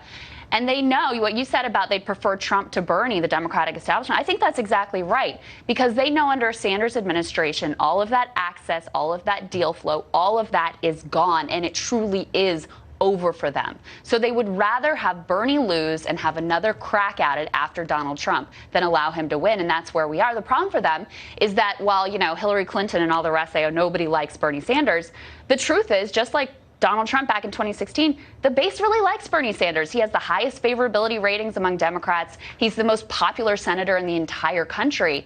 So the level of support for doing the anything but Bernie movement is just, it's laser thin. It's razor thin.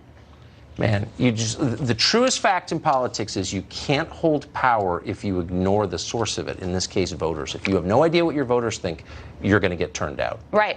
Well, and worse yet, they smear his voters, right?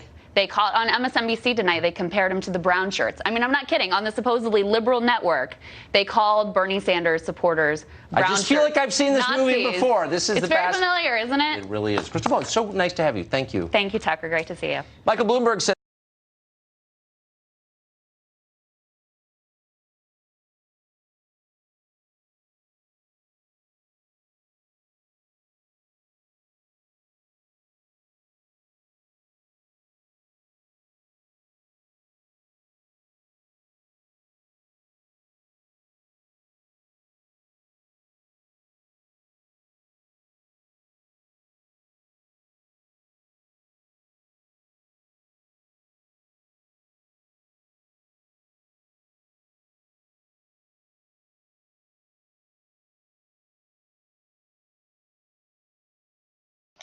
That's my beautiful baby, Rufus. Sorry. I get distracted. There's a lot of things. I have to shut off the sound. I have to turn on the sound. Shut off the sound. Turn on the sound. So complicated. All right, so this is my waist deep flower rosin that I pressed right before we came out here. This is called Waist Deep. It's from the Summer Garden. Hopefully I'll get those videos posted before next summer. Probably not.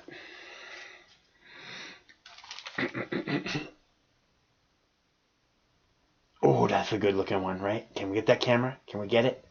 Camera, fix. Camera, fix. It doesn't listen to me. So we have that going for us. No, that's Rufus.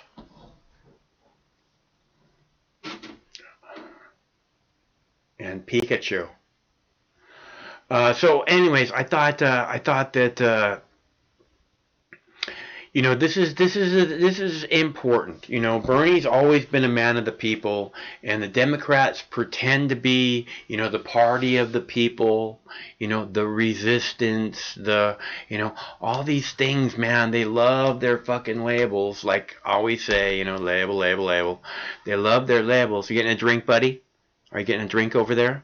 Okay. The do not disturb is taken off the phone. Okay. See, all these buttons I got to push. I got microphone, phone. I got to push the buttons, push the buttons, push the buttons. Okay. So there. The do not disturb is now off the phone. If you'd like to call, feel free. You take this call. Hello, caller. I heard you talking about getting waist deep into something, and I'd like to get waist deep into that ass of yours.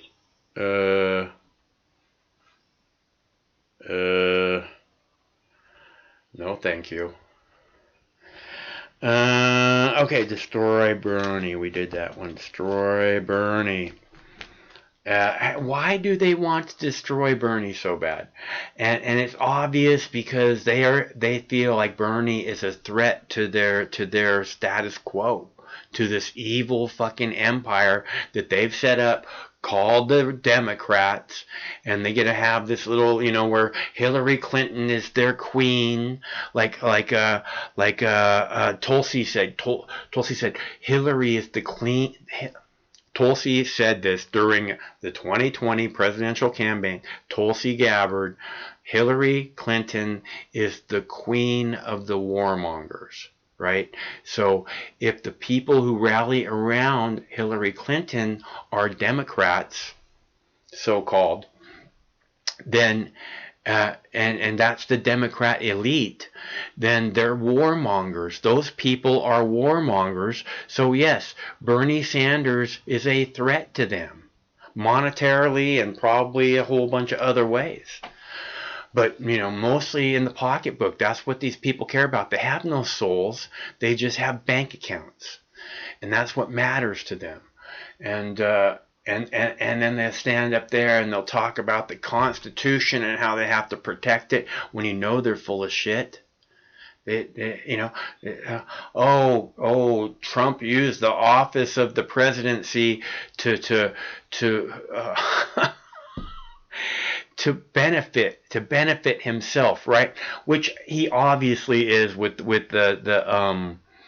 the Secret Service. I have that video. He obviously, I posted that video yesterday, but I have it if you want to see it.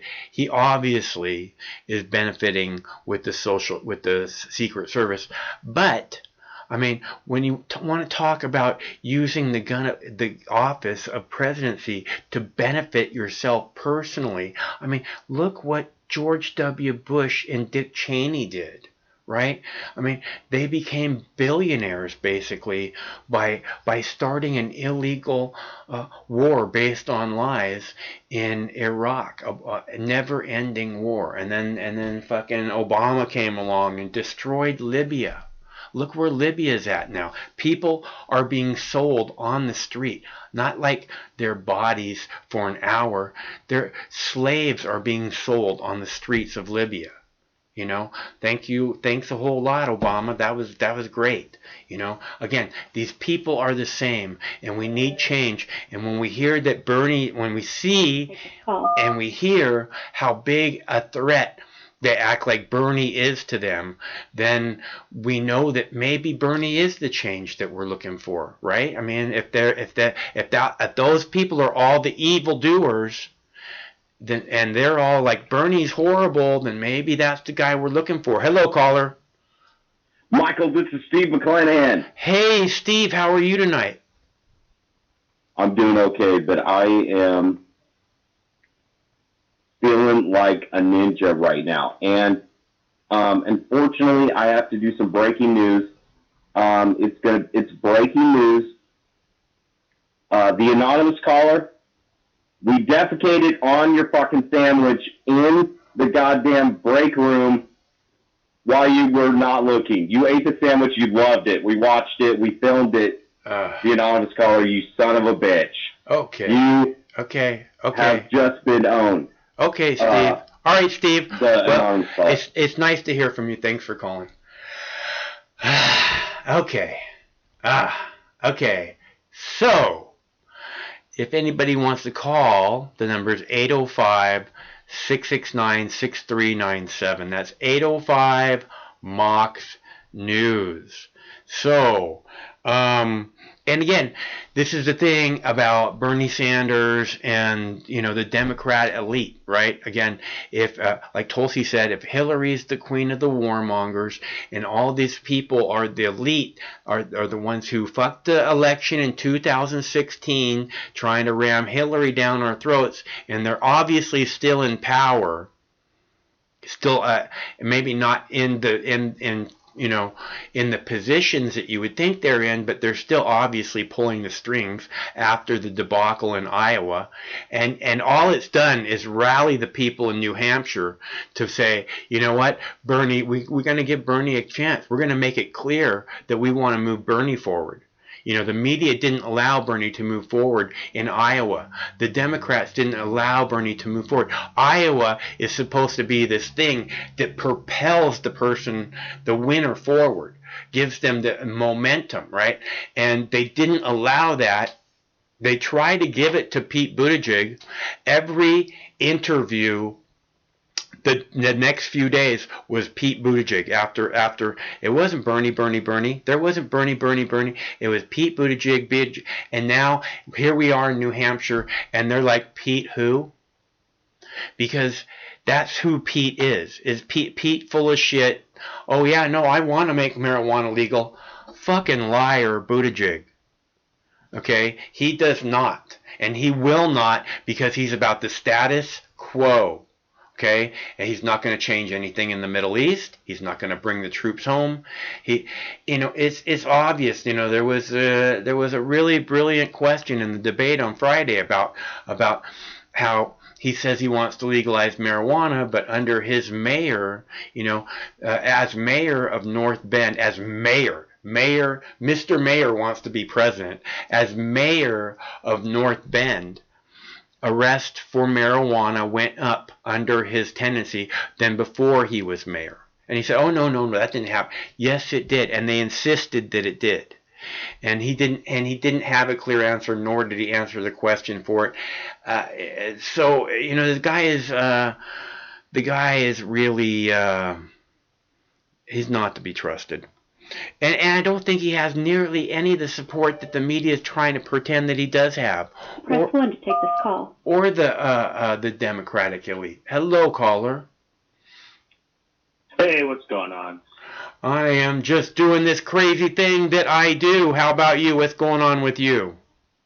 Well, I've been trolling the internet, you know, watching this country kind of just divide itself up over this whole... You know, if you think about it, it's kind of weird. We're in this time where we have the most access to information, but we choose to be the most ignorant. Like, those, you know, everyone wants to knock on Bernie, but it's, how can you knock on Bernie when he just stands for the American people, the working class?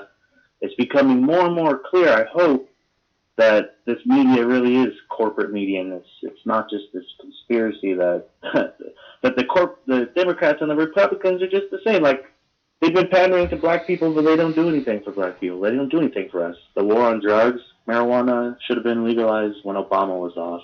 Absolutely. I agree 100%. And that was, I mean, Obama could have legalized marijuana in the first 100 days, like Bernie has promised to do. I mean, he's going to decriminalize it, but if you just take it forward and tell Congress legalize it so we can fucking do whatever, regulate or whatever, make stores have permits and stuff, Yep. Then 10 million new jobs, and under Obama's presidency, easily, just from that one thing, It would have revolutionized everything. Yeah, and but it would have given. Yeah, go ahead. Go ahead. Oh, I was just gonna say, it's the war on drugs really is. I've been saying it in the chat a couple times. The war on drugs really is just a war on poor people and black people. There's a good Adam Ruins Everything episode on. He describes it and articulates it very clearly on how they, went on to criminalize marijuana. They even called it marijuana to make it sound more, quote, Mexican-y, so that they could fearmonger against minorities, which is what Hitler did, to gain power. Sure, it's a well-known strategy to divide and conquer, and the minorities are an easy target. Yep, exactly. They took our jobs. Yep, that's exactly it. I'm from California. I'm almost 30, so I come from a really diverse, really active racial state. So I kind of have, I'm the same race as Obama. So I have a really wide perspective of just how divided we are. I think Bernie's best shot is if he's just really clear to all the Republicans that he's not going to come try to take guns away, that he's just for pro or common sense gun laws, which, the only thing he gets a little wonky about is talking about banning assault rifles. Like I wish he would just be on the team of letting people know that the reason why we have guns the same as the military and cops do is so that we don't lose all our freedoms like, every other dictatorship country. It'd be really good if these people who swore an oath to the Constitution could act like the Second Amendment is a very good thing, Yep. Yeah. The Second Amendment isn't, but this whole thing against guns, it's going to take us down to a very dangerous place.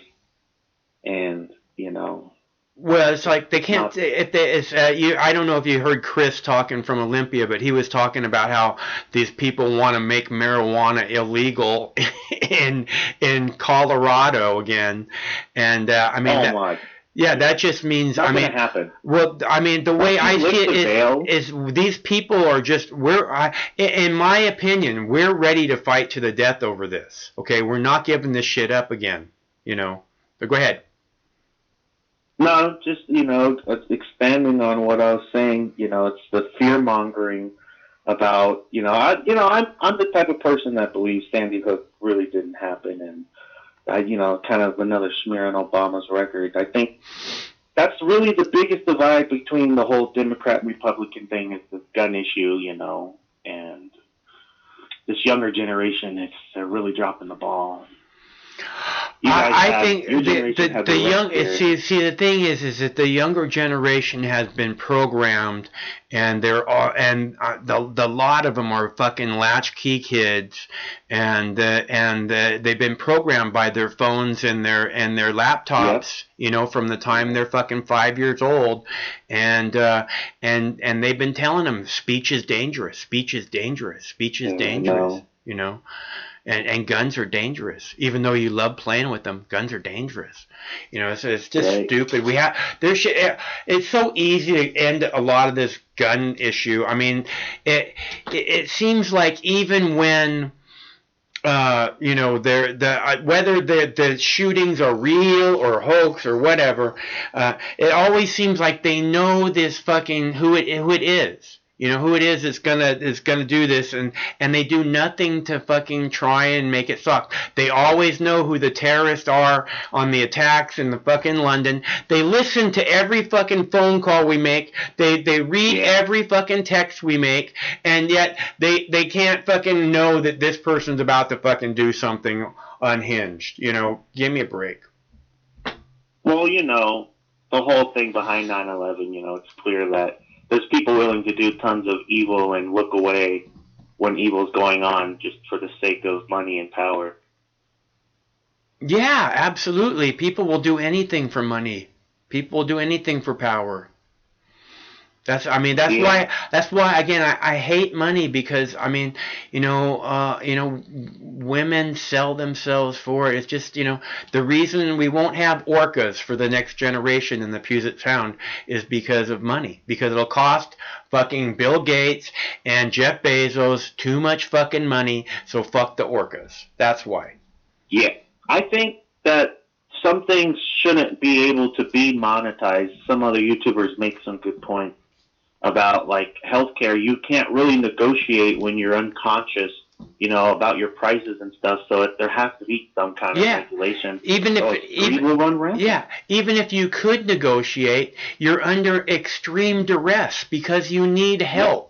So anything, in my personal opinion, anything that you sign at the doctor's office or the emergency room is null and void contract because you are under extreme duress and you cannot sign a contract. Any contract is invalid that you might sign when you are under that kind of duress. So we're clear. That's absolutely correct. Yeah. I feel the same for water, power, electricity. You can't negotiate with these power companies and pick a different one and buy power from across the country. Some things like that shouldn't be. And now broadband is the new, utility that, if you don't have broadband and you're poor kids, you're missing out on so much information and your, chance to expand your education outside of school. Yeah, I agree. I mean, a lot of the fucking colleges have all their classes online that free for people, so a lot of people can just go and get all kinds of education online. And it's not just that. I mean, it's like every piece of art ever made is available at your fingertips as long as you have internet. And that's that's really important to me for sure. I'm really glad that that's available. And that could be inspiring people at a very, very early age. Absolutely. You want to talk about inspiration? Just look, when you're a young kid, if you don't have access to internet and, you only have, an influence from what's around you and you just happen to be in a poor neighborhood and we know it's, gangs and gunshots and that's all you can aspire to, because you can't get on there and see cooking shows and want to be a chef. You can't Netflix and chill because you're constantly having to worry about, rent and all that. And I'm just ready for, this whole I'm tired of people being anti-Bernie and just not educating themselves. That's the most frustrating part. They're just pushing talking points that they see on the news. They don't bother to fact check anything. Yeah. They just believe whatever they hear and read, and it's insane. Yeah, it's just, he's a socialist. That's all they need to go. I got my label attached to him. I got my label. I know what he is. I don't need to listen to him any further. He's one of those. I understand how those work. Doesn't matter what he's saying. He's one of those. That's all that matters. Exactly. But I think once all the bad boomers are kind of out of power, I think things will start to get better because, it is what it is. There's a lot of good boomers out there, the hippie ones, but the bad boomers, they got to go. Well, it's just, again, it boils back down to this money thing, man. We have to come to a place in the world where some things are more important than money, like maybe saving this species from extinction, right? Yeah. We're really headed in this kind of, spiral. We're like an infestation to the planet Earth, but we could fix it. Well, we have to fix it because we can't.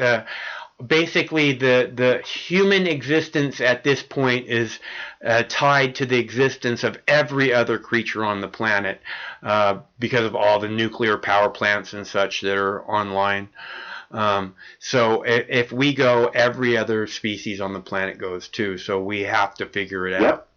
And that's why I keep saying we're the people that we're waiting for. We just have to wake up from this bullshit dream that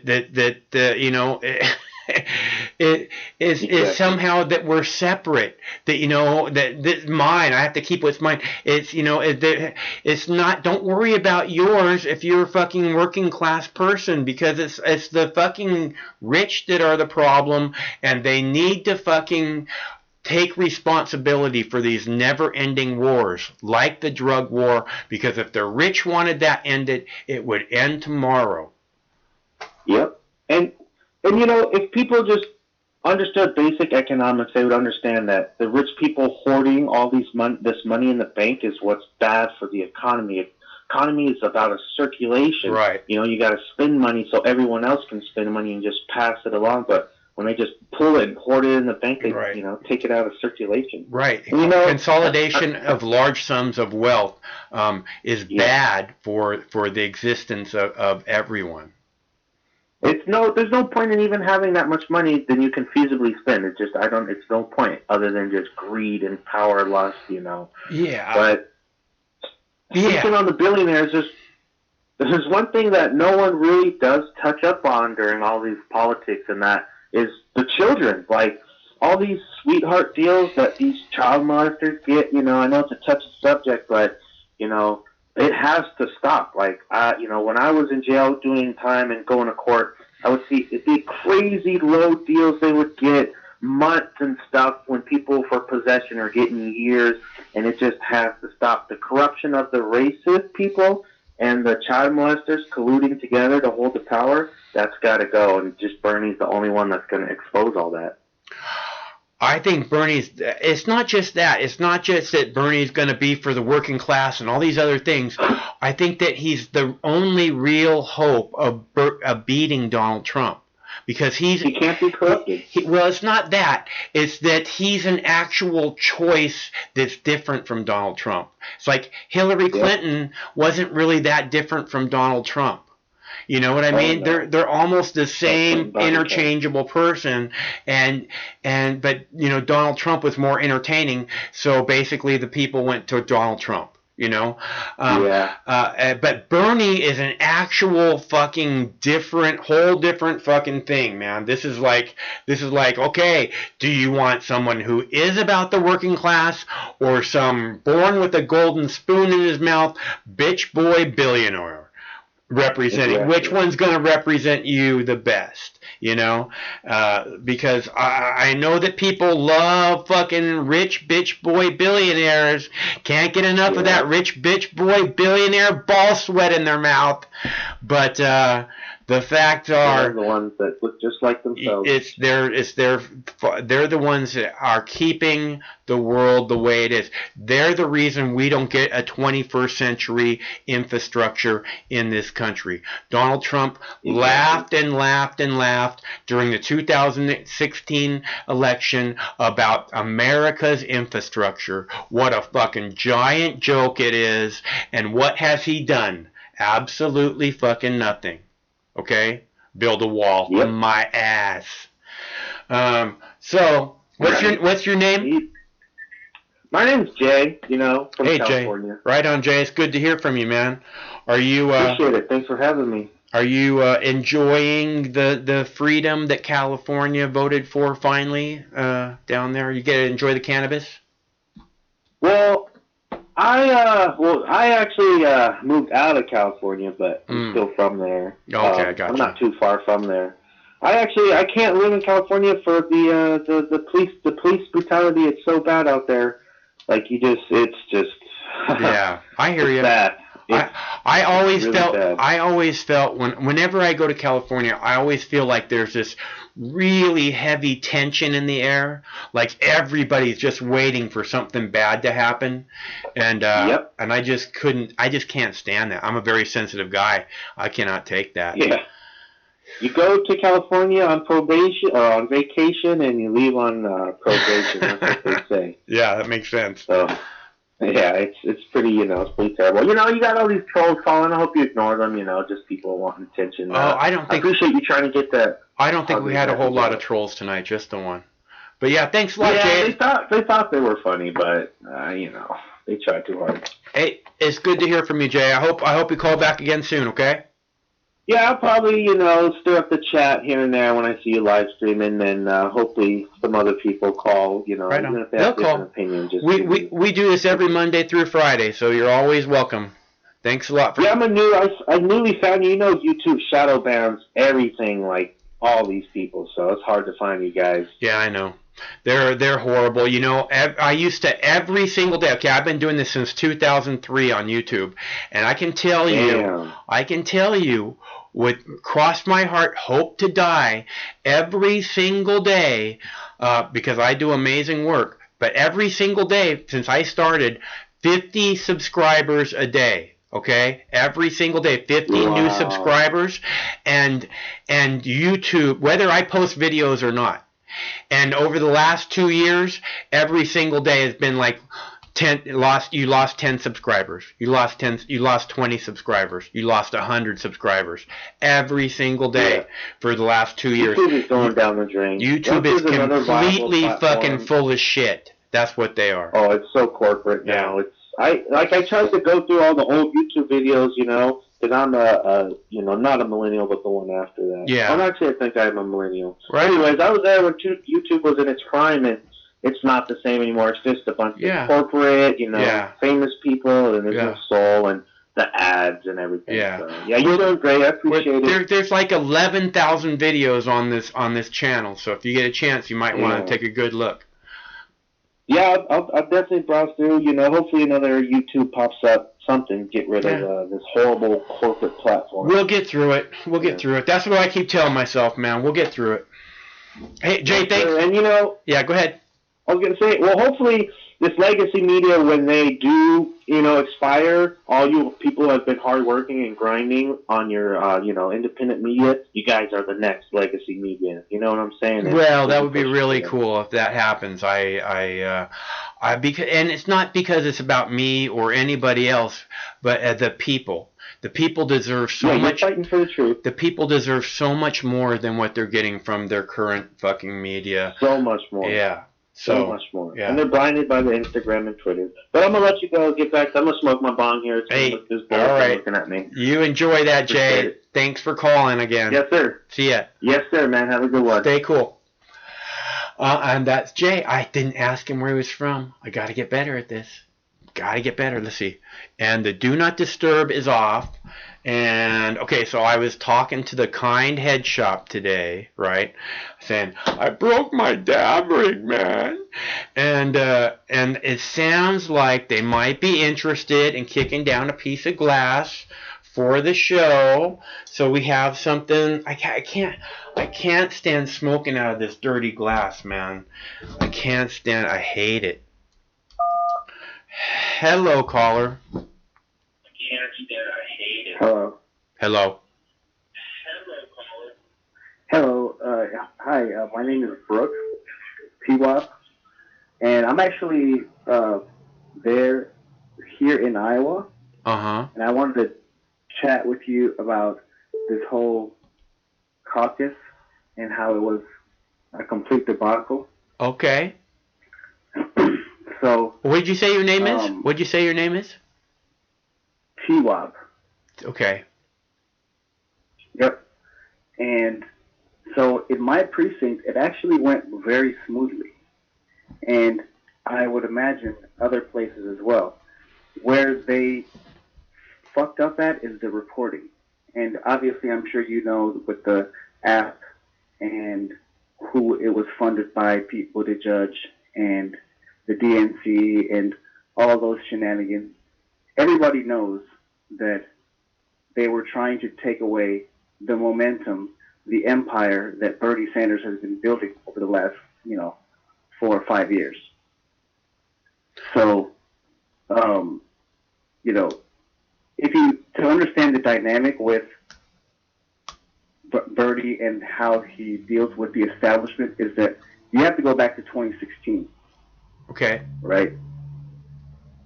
Okay. In 2016, the media still hated him, but after he quit running, they had him on town halls, they had him on all over ABC. They wanted, because he drove ratings, and he wasn't a threat at that time. Right. I agree. I saw that also, and they always treated him like he was a joke. Like he was a crazy old man until he endorsed Hillary and started doing rallies for Hillary, and then they wanted him out there so that he could be saying, yeah, all my voters need to go to Hillary now, and it just didn't work because they weren't the suckers, they weren't Hillary suckers, Right, and a lot of it really didn't, and the people are not gonna if they try to do something like this again with the DNC and him getting the nomination, because he has nothing but the wind at his back right now. And the establishment, if you see how they're relentlessly attacking him, they know that their days are numbered, because he has been building an empire right under their noses for the last 5 years, and they had no idea. And now it's coming to fruition, because all the stuff they're trying to do with the Iowa caucus and Michael Bloomberg coming in trying to save the day during Super Tuesday with $1 billion, that shit's not going to work. Yeah, I see. They're trying. You know, I just saw a poll here.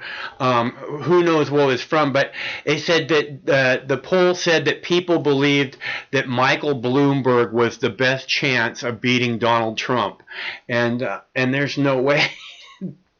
I mean, it's like you have to be a Hillary voter to believe something like that, you know? Yeah, you'd have to be a very conservative or a right-wing Democrat to nominate Bloomberg. He's a fucking Republican. I can't even believe the Democrats are letting him run as a Democrat. Right, and they are changing the rules for him. Yeah, I'm sure you know that. Yeah. So it's just a complete So are the people in charge in Iowa like totally corrupt, or is it coming down from the top of the Democratic Party outside of Iowa? So Troy Price is the head of the IDP, and then there's also a executive director who apparently has a little bit more power than him. But honestly, I honestly think they're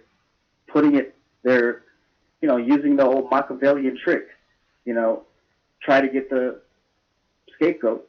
You do your dirty task, and then use the scapegoat as the head of the IDP chair. I mean, he's not like super left wing like us or anything like that, but he's sympathetic. So they're just trying to. It's all coming down from the top. It's basically long story short. It's coming down from the DNC. Yeah. The DNC was here, took over the counting. Yeah. And were misreporting things and had to re-report shit. And it's all coming from the top down. And Perez definitely needs to resign. I honestly think that Troy Price needs to resign too, because he should have saw this coming. And he is not I've met him several times, and he's actually a very smart dude. Yeah. And he doesn't come off as an idiot. So he should have saw this coming. Either he has incompetence, or he brushed it under the rug or something. He also, I think, needs to resign. Yeah, I mean, in order to have any kind of confidence in what's going on, I think a whole bunch of people are going to have to go, Say that again? In order to have any kind of confidence in upcoming elections, a whole bunch of people are going to have to go. But I think Bernie, if Bernie was to be put into the nominee, I think they're just going to clean house, it seems like. Because if Bernie becomes the nominee, then things are going to change. They're going to clean house for sure. I hope so. Because he does wield. They do wield a lot of power if you're the president, and also you're the head of the party. So yeah. And it's a long needed house cleaning for sure. Yeah, or it's going to destroy the party, or the party is going to be destroyed. I mean, you think that young people like me are coming into the Democratic Party because we love the Democratic Party? Fuck no. Yeah. Excuse my language, but no, I hear you, man. We're coming in because of people like Bernie and people like AOC or people like Nina Turner, people who are like us, think like us. That's the only reason. And who are tired, people who are tired of the status quo, and that's why we don't want to put forth another fucking, person who's just gonna, Amy Klobuchar, give me a break, man. You know what I mean? Pete Buttigieg is never gonna change a fucking thing. So, You know, we need somebody who's really going to go up there and, like I said, clean house and represent the people for a change. I'm so tired of this never-ending war because there's not a single person in the working class who that benefits, you know? Mm-hmm. You're exactly right. Yeah. And and what's interesting with Bernie's progression in since 2016 is that he has been more flexing his muscles towards the military-industrial complex. Last time in 2016, he wasn't really talking about that much. He was just talking about healthcare and college and stuff, domestic stuff. You know, so he wasn't really talking about the military and its interventionism and trying to uphold an empire that's crumbling. You know, he hasn't been talking about that, but he is now. Yeah. In his 2020 campaign. So I think it's easier to talk about now because it was Obama then, you know, maybe something like that. He didn't want to alienate the Obama people, talking about this endless war on Obama's watch. You know what I mean? Everybody thought Obama was going to come in. That's true. But Hillary Clinton was the head of the State Department. Yeah, so she's horrible. I mean, but they're all just horrible. That's the reason why when you hear this shit, you know, from these people, nobody likes him. That's perfect because all those people are fucking horrible criminals, and it's good that the criminals don't like that guy. That means maybe he's actually a good guy, right? It's a very good sign, and I mean, when you see the establishment, and not only that, but like people who are very, like, just terrible people, you know, like, just generally, like, the things that they've done, it doesn't matter what political party they're from, just the things that they've done, Obama even, I mean, Obama was terrible for the African continent, you know. I have relatives who are African natives, and they do not like Obama. Yeah, good. I'm not saying he's not like, there's nothing there to like. But there's nothing there to like. He's a horrible human being, and when he's gone, the world will be a safer place for children. That's all there is to it. I mean, I'm talking about Obama. Yeah, me too. In his intervention. Oh, okay, great, okay. Yeah, it was interventionism in Libya and that whole. They're still doing shadow wars in Africa. Yeah, absolutely. That nobody talks about. Absolutely. They're all over AfricaCom, man. Look it up. Right. Hey, so, Jay. Yeah, go ahead. It was good. It was a first time caller, so I'll maybe call it again. I look forward to that. And your name is Jay, is that right? No. What's your name? T-Wab. T-Wab. Hey, I'm sorry, T-Wab. Okay, so I'm going to play another clip here. Do you want to see, like, the police attack on police, or you want to see a death at the Oklahoma jail, or coronavirus update, or Secret Service, Trump's Secret Service bill? I'm gonna let you make that decision. You're the producer. Okay. I'm the. Okay, T-Wab. All right. Thanks a bunch for calling. I look forward to hearing from you again soon. All right. Very good. Thank you. Today, cool. Bye. Okay, so I'm gonna play coronavirus update. No, I'm gonna play the police assassination video. This is odd one, attack on a police station. I thought you'd want to see a little thing about it. New York City police called 2 unprovoked attacks on officers by the same alleged gunman assassination attempts. Surveillance video shows the suspect, his name is Robert Williams, apparently walking into a police station and officers running for cover after gunshots rang out. This all unfolded less than 12 hours after an officer was wounded inside a police van. Our lead national correspondent, that's David Begnaud, is at the 41st Precinct in the Bronx where Williams was captured. David, this video very chilling. What do you know about him? Well, if the detectives investigating the shootings know a motive, they haven't told us yet. The suspect in this case has a pretty lengthy criminal history. He actually served time in prison for attempted murder, but he was paroled in 2017. He walked through the front door, the public entrance of this NYPD precinct in the Bronx, and opened fire. This is not a crime gone bad. This is a premeditated assassination attempt. That is New York City's police commissioner. He called the suspect a coward. The city's mayor condemned the violence on New York's finest. An attack on a police officer is an attack on all of us. Surveillance video appears to show 45-year-old Robert Williams walk into the precinct and start shooting. Uniformed officers and civilians were scrambling for cover.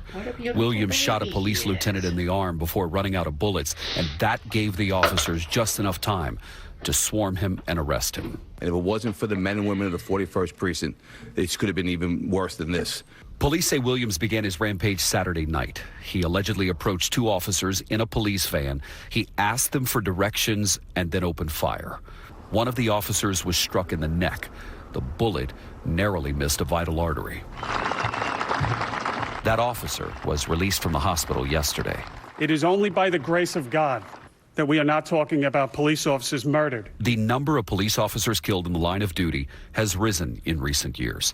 According to the FBI, 55 officers died as a result of criminal acts in 2018. That's a nearly 20% increase from the year before. Some people blame the violence on what they see as vicious anti-police rhetoric. I don't care what a politician gets up there and talks about. I want to see what policies that they're actually passing that are supporting the police, and you're not seeing it. Steve Pomper of the National Police Association says politicians speaking harshly about police officers has deepened law enforcement's distrust of elected officials. They didn't want those people attending their memorials, their funerals, if something happened, because they knew that they would just hear those same hollow words. The Sergeants Union of the NYPD sent out this tweet yesterday directed at the mayor. Mayor de Blasio, the members of the NYPD are declaring war on you. We do not respect you. Do not visit us in hospitals.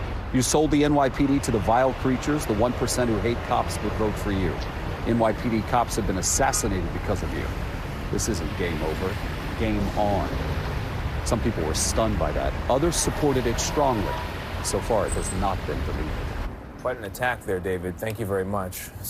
This is not a crime gone bad. This is not a liquor store robbery. All right, so do you notice the part where they have this stuff about, the hatred of police? Just people hate the police. This is going to become like a regular thing. This is going to be a reason for taking your guns because you spoke out against the police.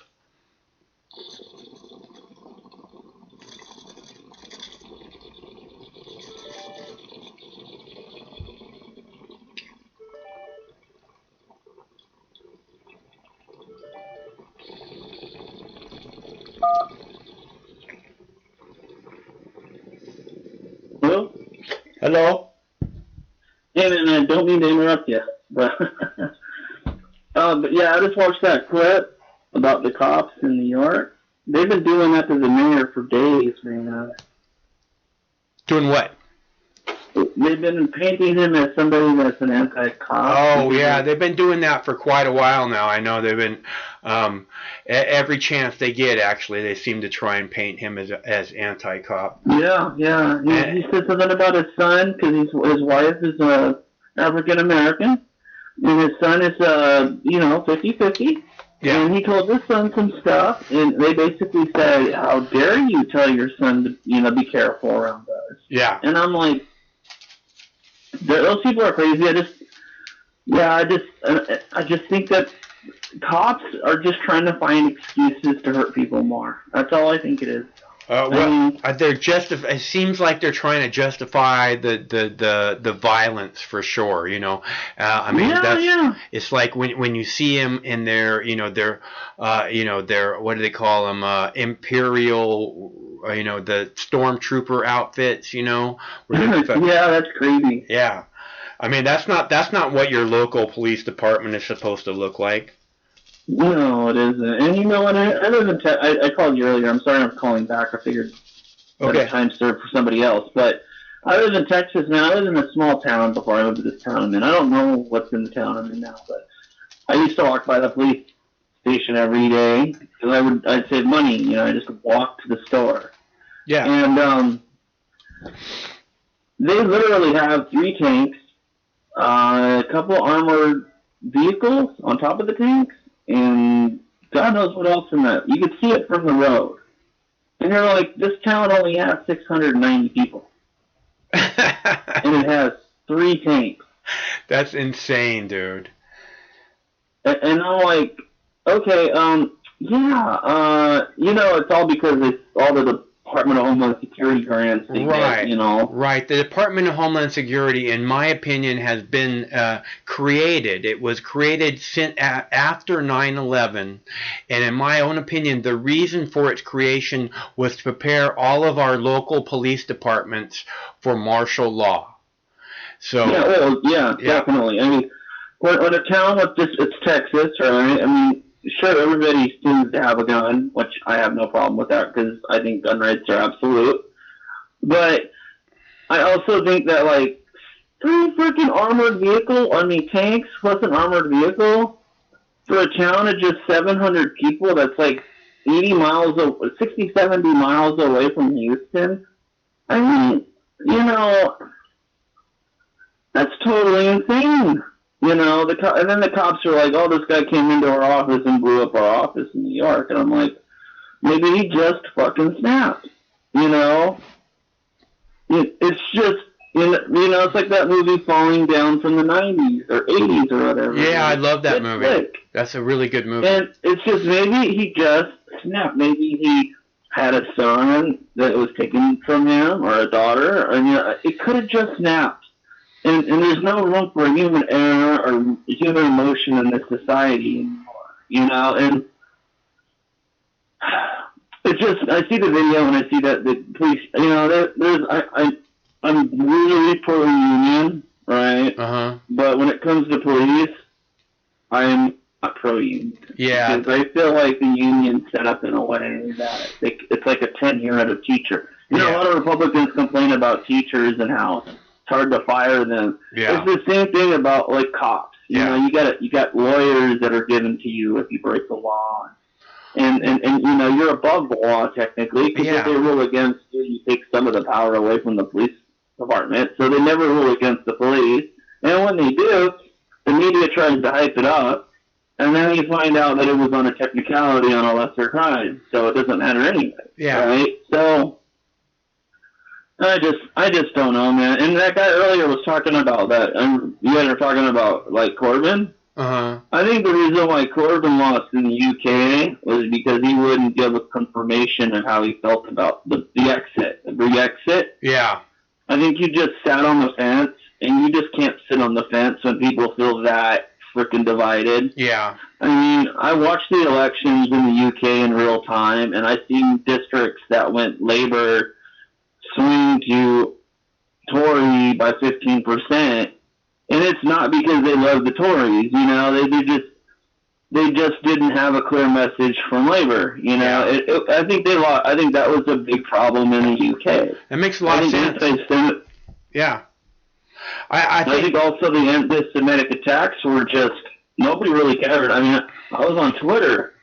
I mean, the only people that would push up these tweets about anti-Semitism and Corbyn would be the people that already felt that way. And there would hardly be anybody who agreed with that sentiment that was being pushed by the media. So I think it was, I honestly believe that the reason why he lost was because he just didn't give a clear message on how he felt about the Brexit thing. That makes a lot of sense because that's, like you're saying, that was, that was what a lot of the election was about. So. Yeah, and he basically ignored the main issue in the election. He was like, you know what, I'm just going to sit on the fence and see where we go from here. And you can't do that. People see that as a weakness. You got to either take a stand or not. Yeah, because I don't think that anything to do with left. Well, what you have to do, look, if you're going to be a politician, what you need to do is you need to represent the people that you're supposed to be representing. So you listen to what the people are saying, and then you go and you voice that opinion. This is the problem with politics today, is that the fucking douchebag politicians look into the camera and say, I have to vote with my heart. No, fuck you. You have to vote with the people. with the people. You have to listen to the people. It doesn't matter if it's logical or not. You're there to represent the motherfucking people. Okay? If the motherfucking people want to have hand grenades and fucking grenade launchers, you know, that's none of your damn business. You're there to represent them. You speak what they say. Okay? Because otherwise you have no business in that job. Yeah, I understand that. I understand that wholeheartedly. I mean, the reason why Trump won is because he said things that made people happy, and he actually did some of it. Yeah. You know, one of the gentlemen in your chat room earlier was mentioning how Obama, you know, and Trump on deportation were different, and I'm like, no, they're not. Yeah.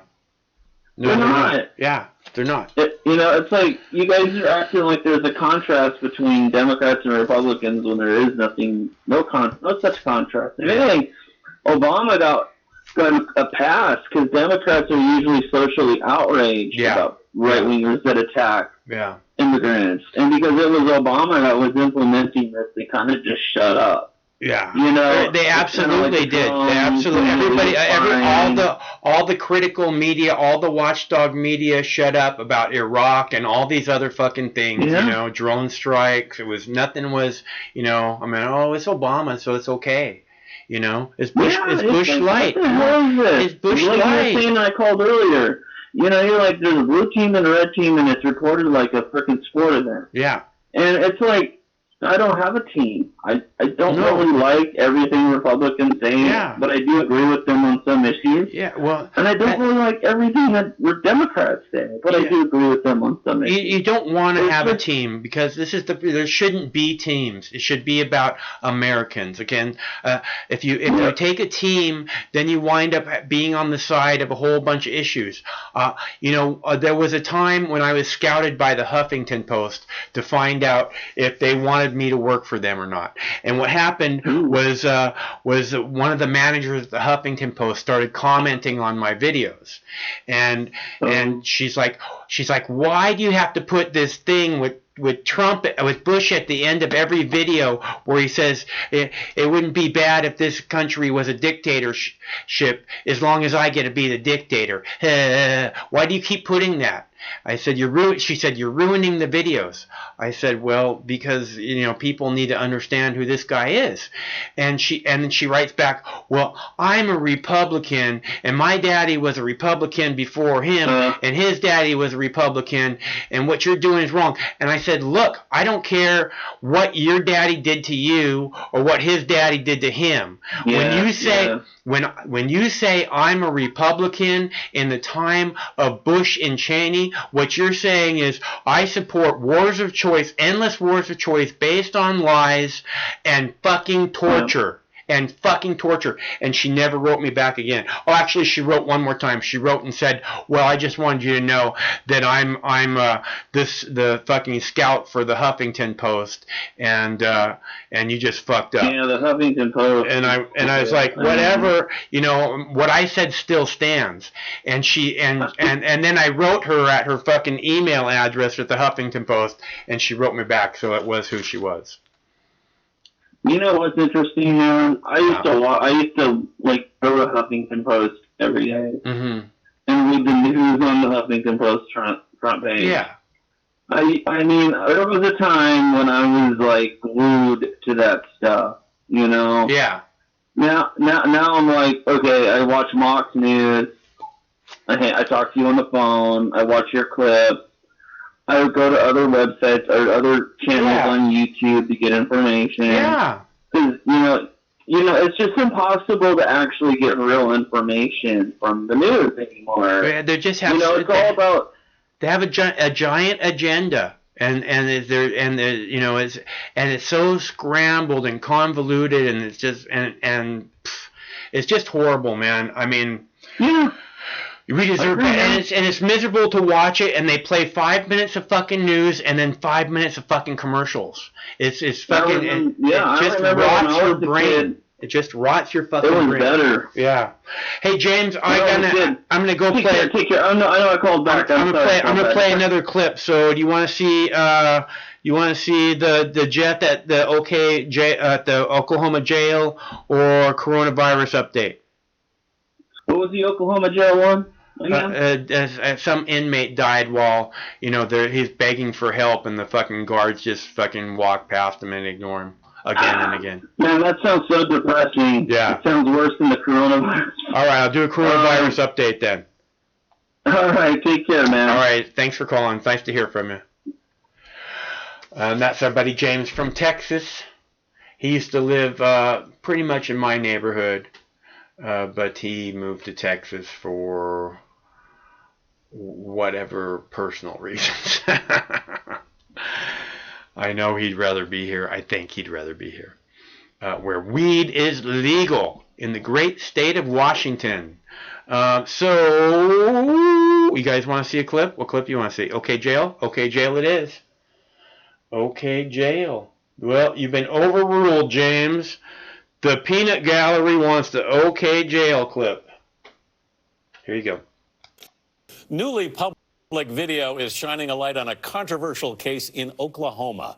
Terrell Ellis Jr. died at the Ottawa County Jail in October 2015. Surveillance footage appears to show workers failing to respond to his repeated calls for help from just feet away. Omar Villafranca spoke to Ellis's brother and his family attorney in an interview you'll see only on CBS this morning. He's outside the jail where Ellis died in Miami, Oklahoma. Omar, what comes next?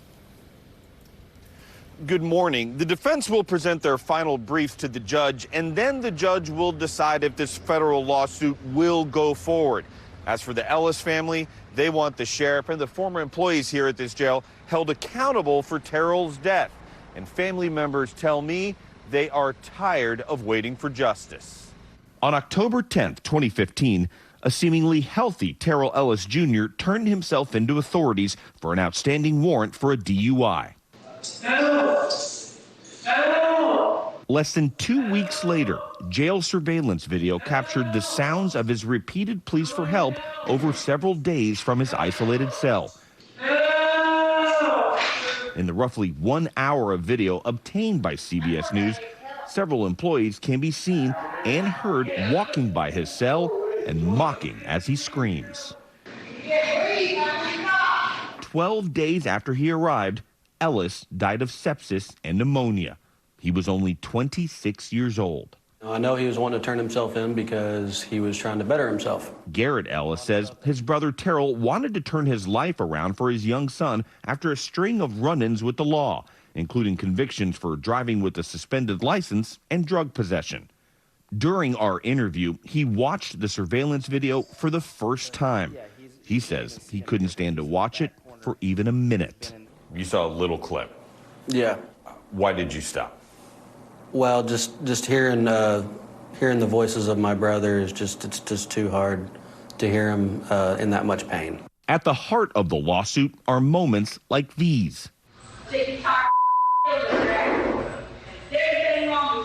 Former jail nurse Teresa Horn can be heard screaming at Terrell about faking an illness less than 4 hours before he was found unresponsive in his cell. She told Ellis EMS had found nothing wrong with him. What did you think of the way the nurse was talking to him? It was inappropriate. Yeah, and she completely neglected his health. We had contact from inmates, and then we had contact from family members who were really concerned about what had happened to Terrell because he had gone into jail healthy. Ellis family attorney Dan Smolin is now leading the wrongful death and negligence lawsuit against the jail, former employees who have since left, and the sheriff's office.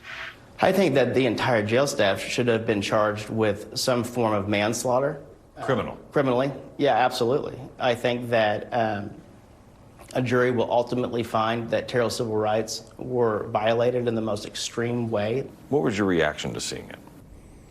I was floored. County Sheriff Jeremy Floyd is named in the lawsuit. He wasn't working there when Terrell died, but says the jail's medical protocols are now some of the best around. The sheriff's office runs the jail. What does that justice look like? What should happen to you in your jail, in your opinion? In my opinion, I think a civil right violation investigation should occur. Several employees in that video, including Teresa Horn, no longer work at this jail behind me. And Nurse's attorney released a statement to us that said the videos do not show the complete picture and are only one piece of potential evidence. It's also worth noting that we have learned the FBI has reached out to the family attorney, and they are interested in learning more about this case. Complete picture or not, that's a terrible way to die. Omar, thank you very much. Yeah, the little part we see on the videotape is very upsetting. When you can hear that he's crying for help, and it seems to be ignored. That's very tough. It may not be a complete picture, but it's not a pretty picture. It's not a pretty one, you're right. All right, Omar, thank you very much. Come on. So why do you like Bernie? Why? Because he's giving away free shit? No, I like Bernie because he's always talked about the working class. I like Bernie because he says he's going to end the drug war, which is a complete failure. I like Bernie because in the first 100 days of being in the Oval Office, he's going to sign an executive order that decriminalizes marijuana. That takes power away from the police state and gives it back to the people. That's why I like Bernie. Because he's going to legalize marijuana. It's already legal where I live. I fucking have had legal marijuana for the last 17 years. I've been a medical marijuana patient. It's not for me. I grow my own. I have plenty of weed. Okay? It's not about me. That's fantastic, but not everybody wants to have a nation of potheads, you know? Yeah, well, you know what? I don't know who doesn't like freedom, and if that's the problem with you, you want to call people. You have this labels, man. Bernie's a fucking, what did you call him? Oh yeah, right. And then there's the potheads. You gotta label everybody. So that you don't have. No, I'm not there. Of course you are. I don't want to live in a. I don't. You think that because you think that because people smoke weed that they're potheads.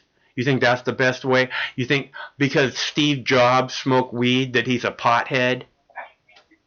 No, I'm just saying that I don't think that the majority of the country wants the rest of the country to be right. The majority of the country, smoking weed. The majority of the country hates freedom. We need to accomplish a few things on this planet, right?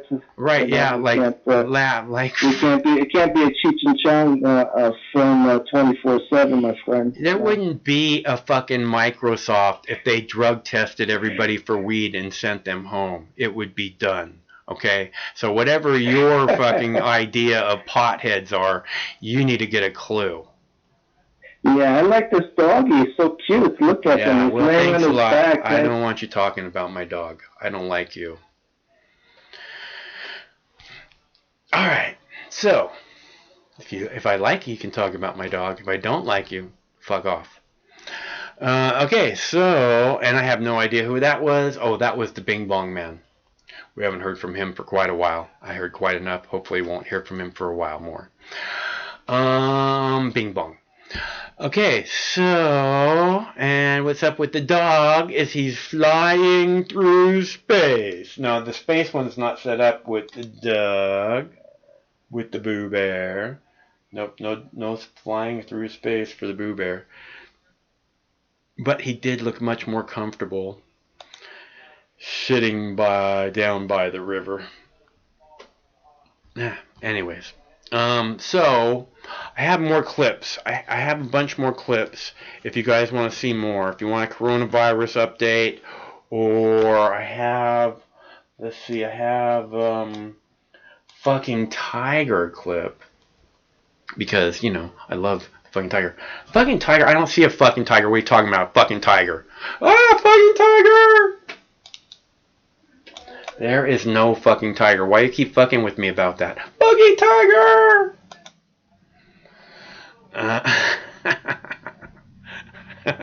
You know I love that clip.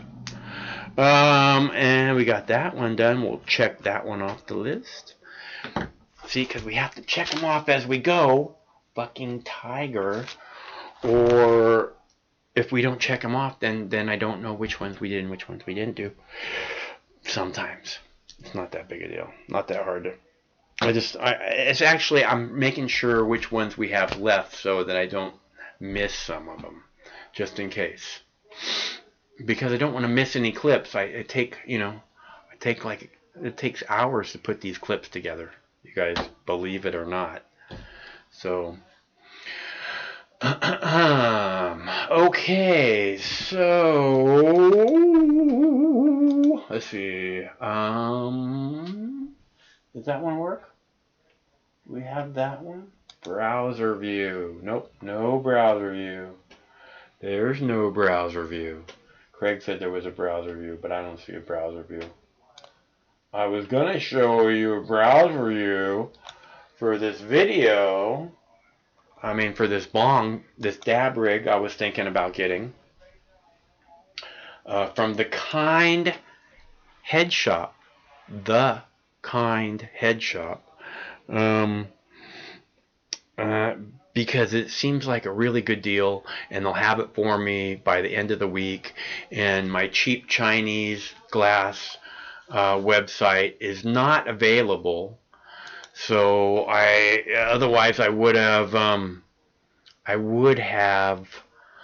ordered a bong already from them, because usually and that way I'd have it in 2 weeks. But these guys say they'll have it for me. They'll ship it tomorrow and have it out. So, hello, caller. Michael, this is Steve McClanahan. Steve, how are you? I'm good. I believe we got cut off earlier. I swear to God, I've been trying to search for data and service ever since. Oh my God, it's completely fucked where we are. But I'm telling you, Michael, I'm completely sober now. I am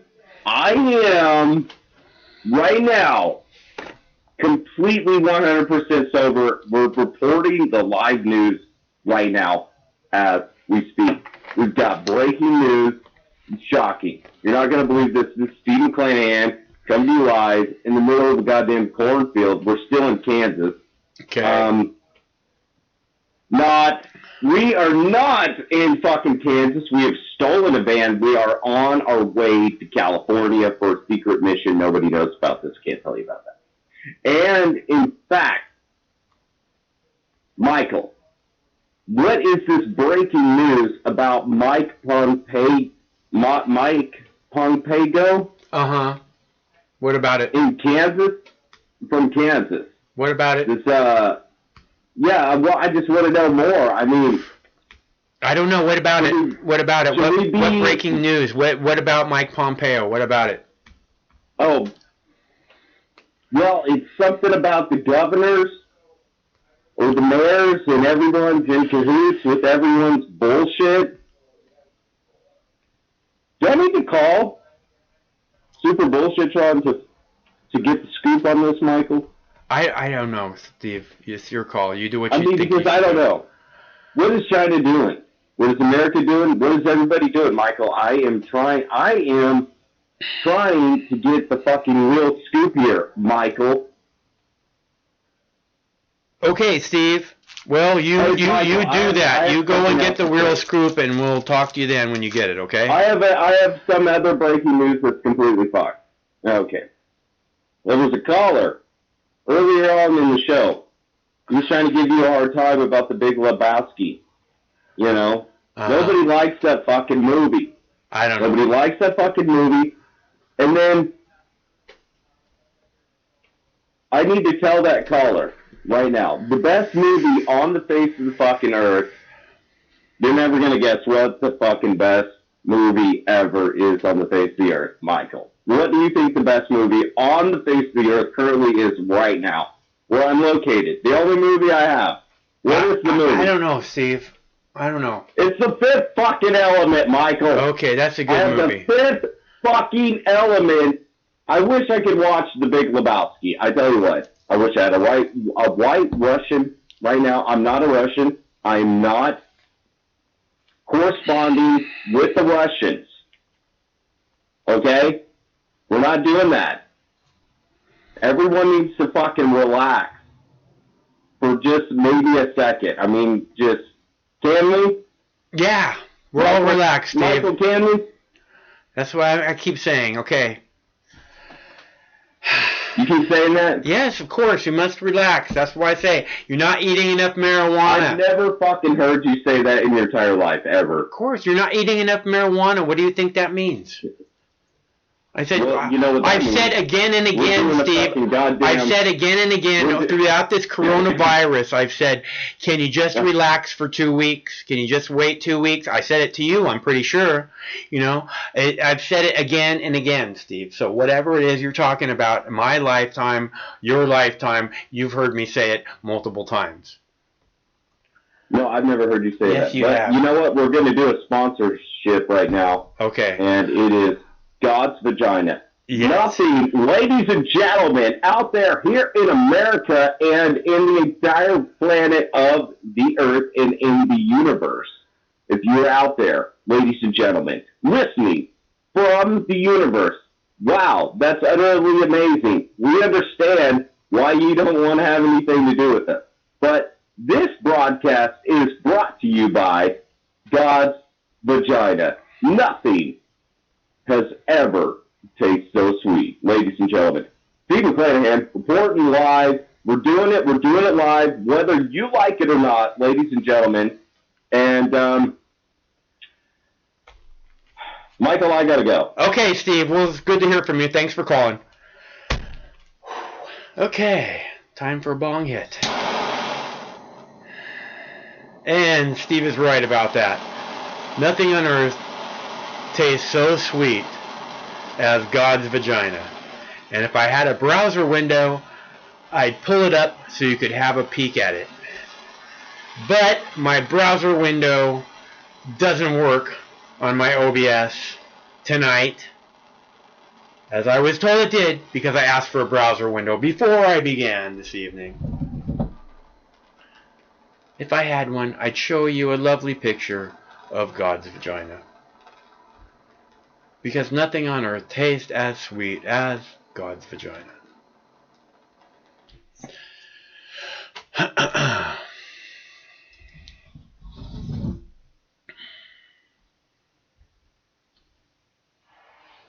Doesn't work.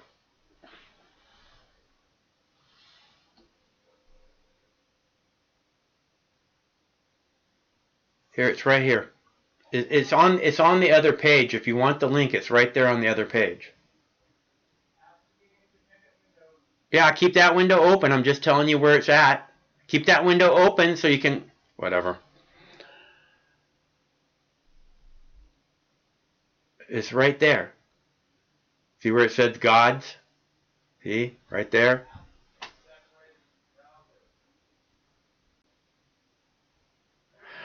Alright, so follow me and do exactly as you see.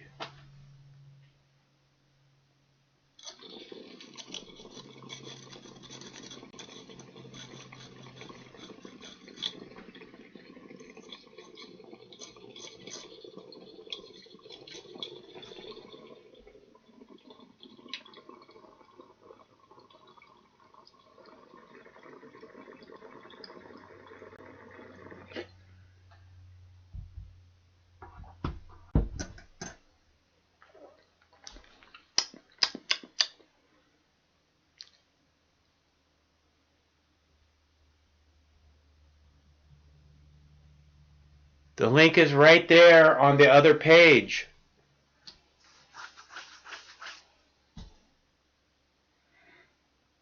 There, put that. Okay, if that works, fine. Do it that way. Is that what's on the screen now?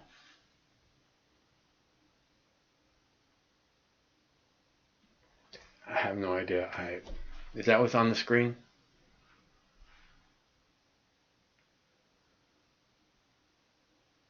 Okay, so that's God's vagina right there.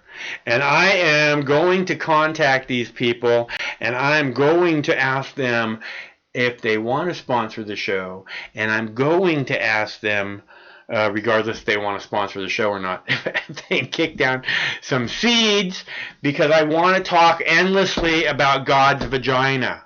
I want to talk about how God's vagina tastes. I want to talk about how God's vagina smells. I want to talk about how much I love rubbing my face in God's vagina. So we're clear. Because that seems like a good way to go to me.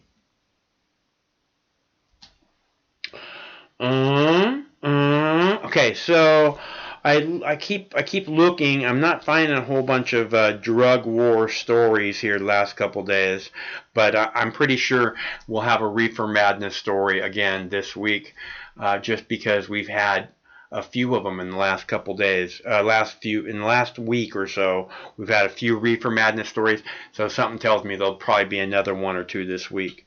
Because there's gonna be this big push. You heard Colorado wants to. There's people, not Colorado wants to, but there's people in Colorado trying to get a vote to make marijuana illegal again in Colorado. If you can believe that, because I cannot believe it. I can't believe that anyone would vote for it. Honestly, it seems like the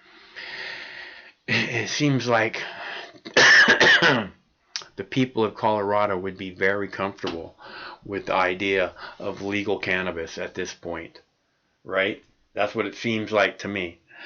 So I have another video. I have a video about Turkish troops being killed in Syria.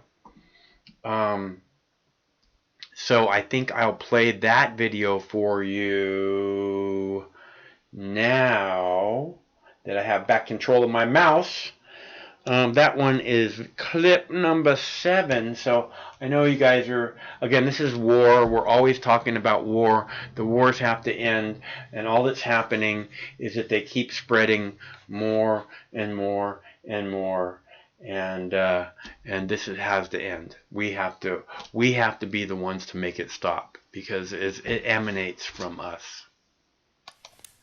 The Turkish military has struck and, quote, neutralized more than 100 military personnel in the Syrian province of Idlib.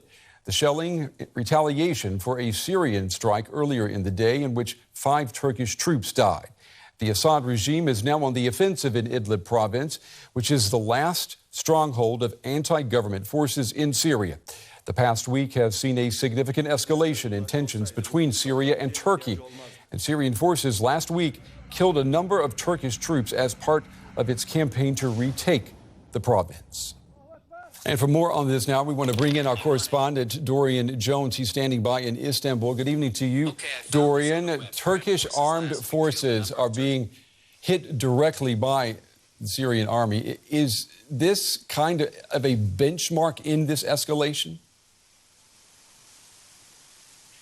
Well, it certainly is a very serious escalation. As you said, this is the latest attack, fatal attack on Turkish soldiers. And again, Ankara's forces were very swift to retaliate, bombarding dozens of sites.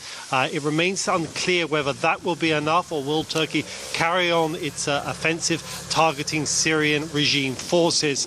But what it is clear is that Turkey is continuing to reinforce its military presence in Idlib. Following last week's attack, it deployed over 250 armoured vehicles and tanks, along with reportedly thousands of Turkish soldiers. Those reinforcements are now continuing. We're seeing pictures of trainloads of armour being railed down to the Syrian border. We're also getting reports that possibly another brigade of Turkish forces will be sent into Idlib. And with this continuing escalation of clashes with the Syrian regime and this continuing reinforcing of Turkish presence in Syria, this brings the possibility of an all-out confrontation between Ankara and Damascus regime forces. We understand that right now a delegation from Russia is in Ankara for talks on the situation in Idlib. What do you expect from those talks? Well, according to the Turkish foreign minister speaking today, he said that the talks on Saturday yielded no results.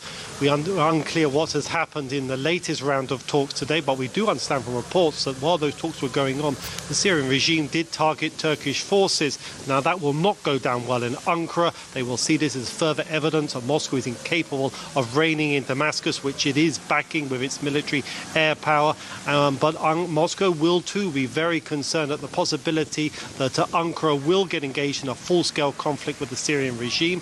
At the moment, Russian Air Force are keeping the Turkish forces planes out of Syrian airspace. We had local media reports saying that at one point today a Turkish fighter jet was escorted away from the Syrian airspace. Will Turkey continue to accept the dominance of Russian Air Force dominating Syrian airspace while its forces on the ground are becoming increasingly vulnerable to attack? That brings a prospect of a clash between Turkish and Russian forces. And if you recall, way back in 2015, Turkish jets did down a Russian fighter. That did bring in a new period of rapprochement between the two countries working to resolve the Syrian conflict. But whether that rapprochement and this cooperation continue in the present situation is very unclear. Our correspondent Dorian Jones with the latest tonight from Istanbul. Dorian, thank you.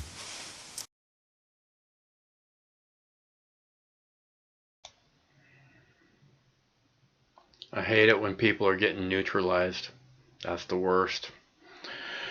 You guys know I can't stand that. Where are you going? Hey, don't go. Don't go. Stay up on the bed. Get back up there. Oh, you're so mean, Boo Bear. Why are you so mean, Boo Bear?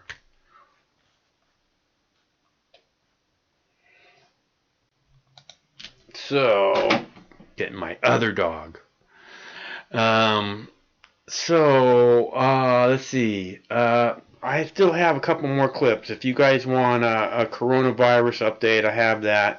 I have a New Hampshire primary story if you want that.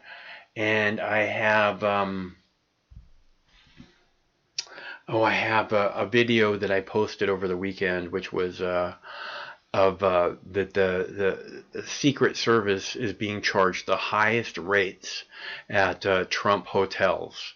So I find that kind of interesting, and the fact that that they're trying to hide that from us. They really don't want you to know that. So that's honestly a pretty good story.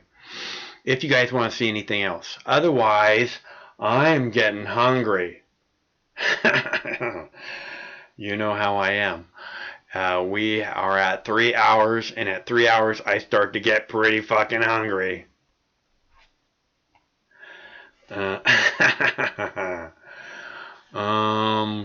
let's see. I think I can pull up that bong that I was looking at now on the kind. Let's see.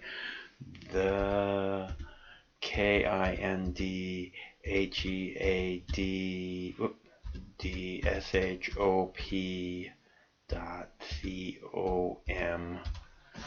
Come on. Is that it? Is that it? That's it. Hey, I found it. Easy. All right. So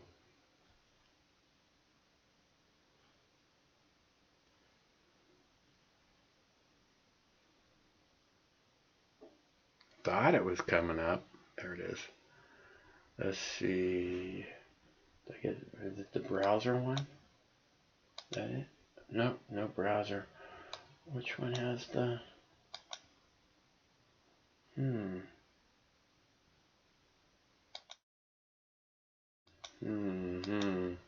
I don't know where the browser one is. Oh well. Once again, maybe it's turned off.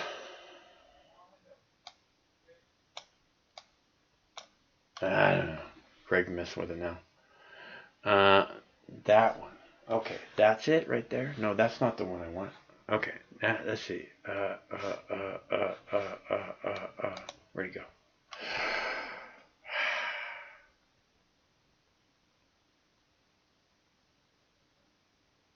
Yeah, that one.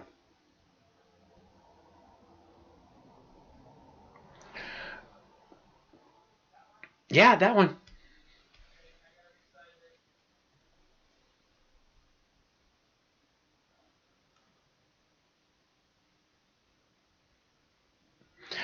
So if you guys want to see another clip, put it in the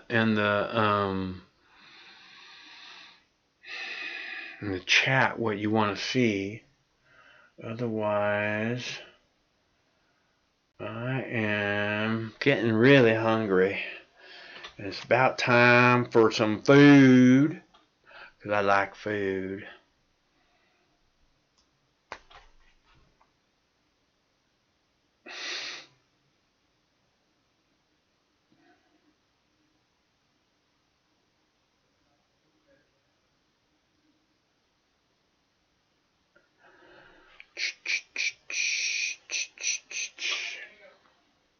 Okay, thanks. Alright, so this is the Kind Head Shop website. And, oops, not new products. And, oh man, this is taking a minute. Hold on. That's not what I want. This is what we're looking for.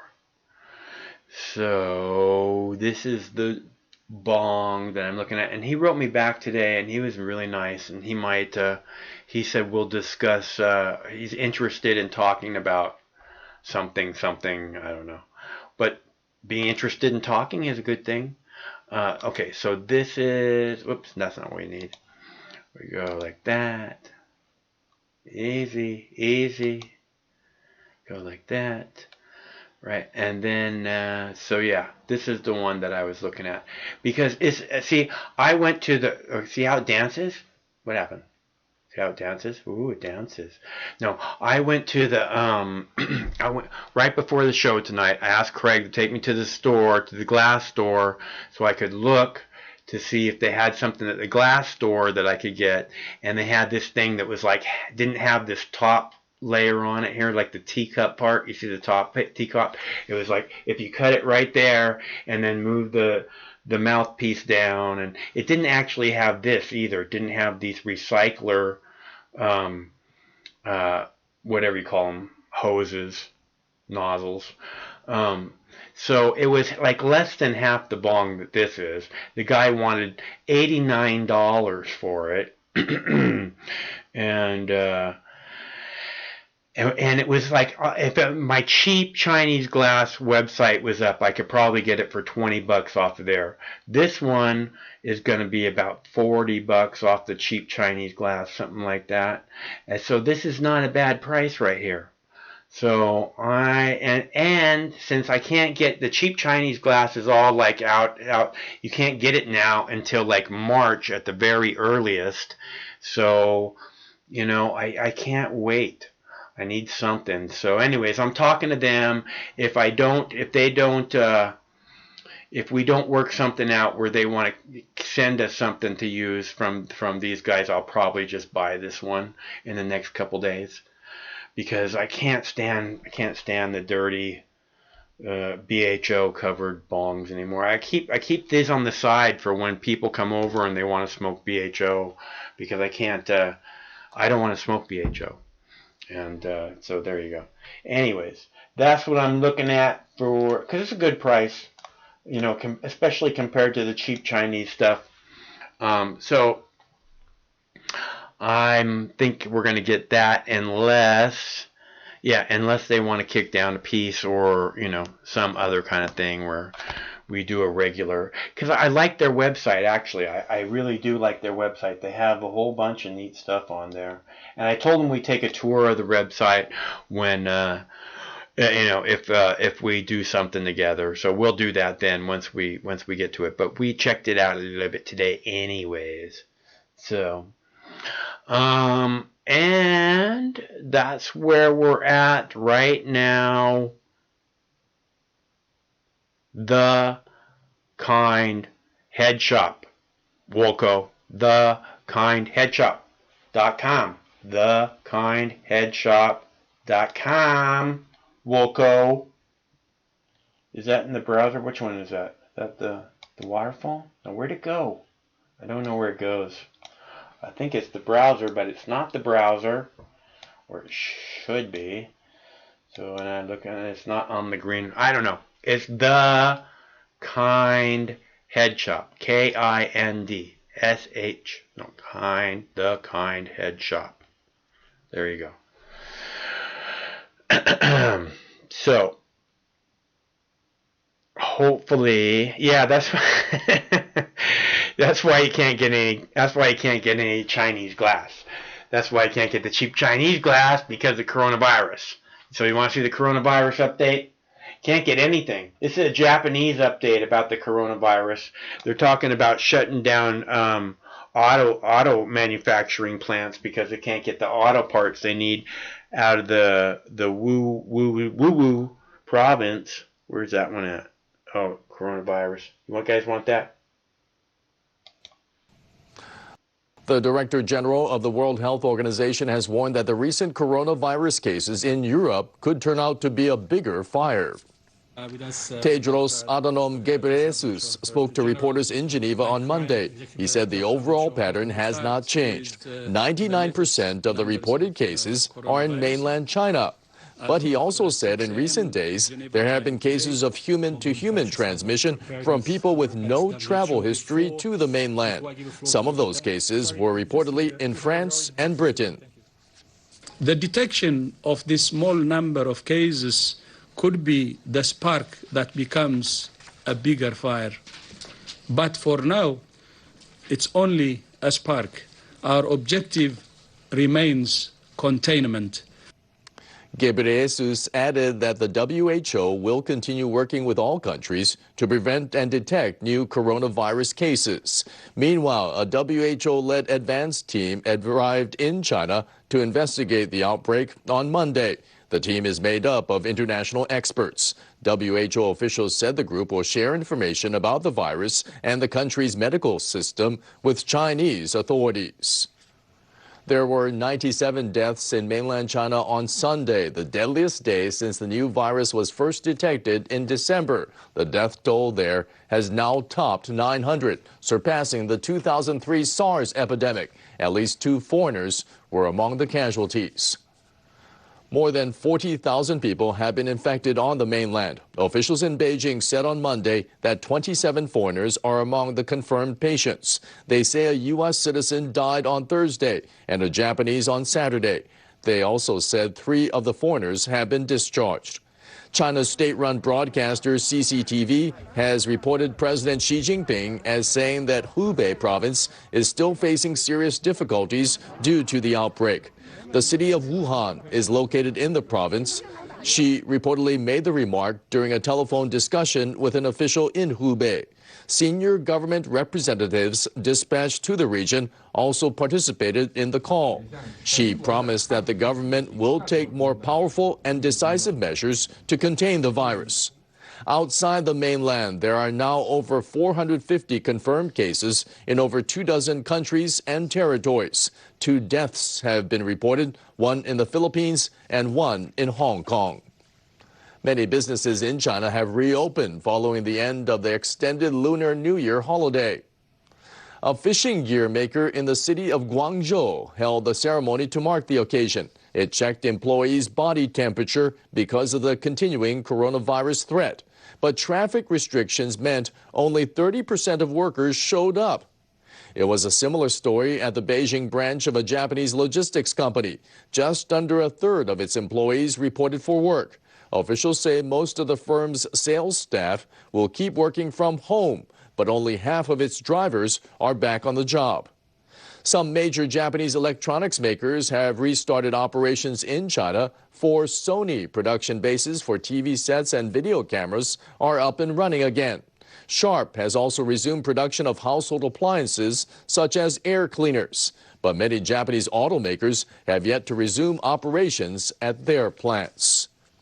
Here in Japan, 65 more people on board a quarantine cruise ship have been confirmed to be infected with the coronavirus. That brings the total number of cases on the vessel to 135.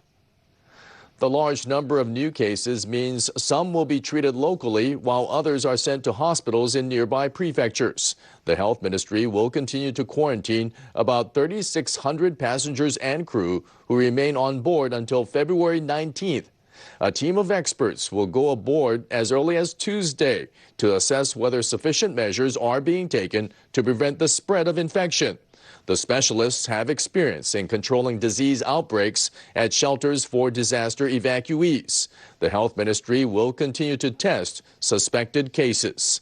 But the top government spokesperson says it will be difficult to check everyone on board. We will prioritize people with symptoms, such as high fever. Older people will also be given priority. The ship has been under quarantine for a week. It left Yokohama last month and made stops in southern Japan, Hong Kong, Vietnam, and Taiwan before its return. The cruise liner caught the attention of medical authorities when an 80-year-old passenger tested positive for the virus after disembarking in his home city of Hong Kong.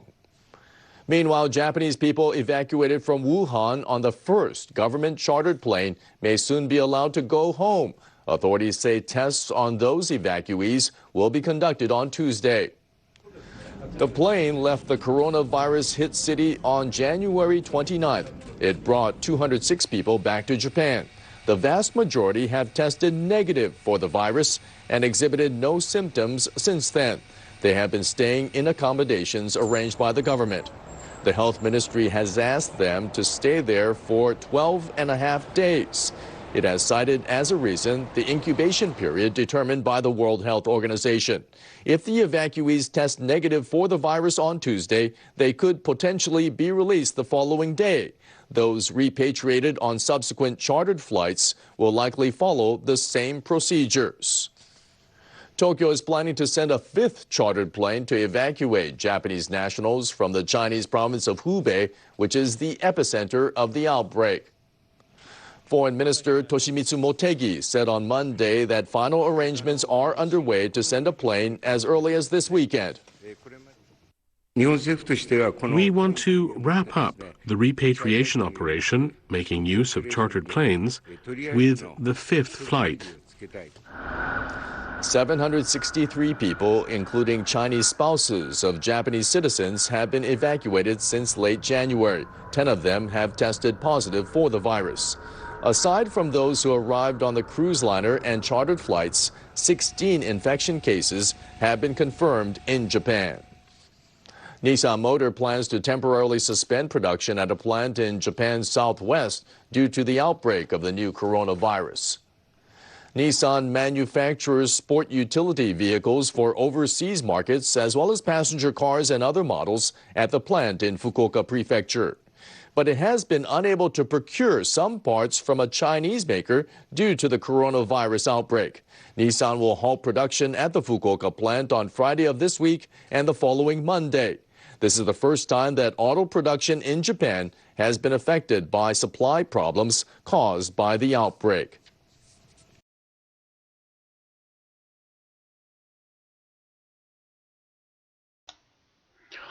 Okay, so I thought, can you imagine being stuck on a cruise ship, right? And you can't leave. But it's not just that you're stuck on a cruise ship. I mean, if you're stuck on a cruise ship and there's buffet and there's theaters and there's fucking bowling or whatever it is they do on cruise ships, if you have all that stuff, that's one thing. If you're stuck in a little tiny cabin for weeks and weeks, and what you're finding out is that more and more people around you are getting sick, I mean, that's gonna make you go cray. So I feel really bad for those people, man. I mean, the idea of a cruise ship doesn't attract me anyways. Although, it could be fun, but it just doesn't seem like. I just always think of those norovirus outbreaks on the cruise ship. It just seems like I don't want to be there. I don't want to be any part of that. That would suck. Okay, so and I have another clip. Tomorrow night is the New Hampshire primary. Okay, so we'll be doing a live call-in show tomorrow night from 7 p.m. Well, tomorrow night and every Monday through Friday at 7 p.m. If you guys want to call in, during the primary. We'll be able to see again, like we did last week. We did the Iowa caucus, and we all commented during as the shenanigans were taking place live. We were like, what the hell, you know? And it's just so obvious. We all knew it was going to happen, and then there it is happening in front of us, and we all had this interesting discussion about it. So I hope we can do something like that again tomorrow night. I think that'd be really super cool to be able to, I like this where we get, instant results from the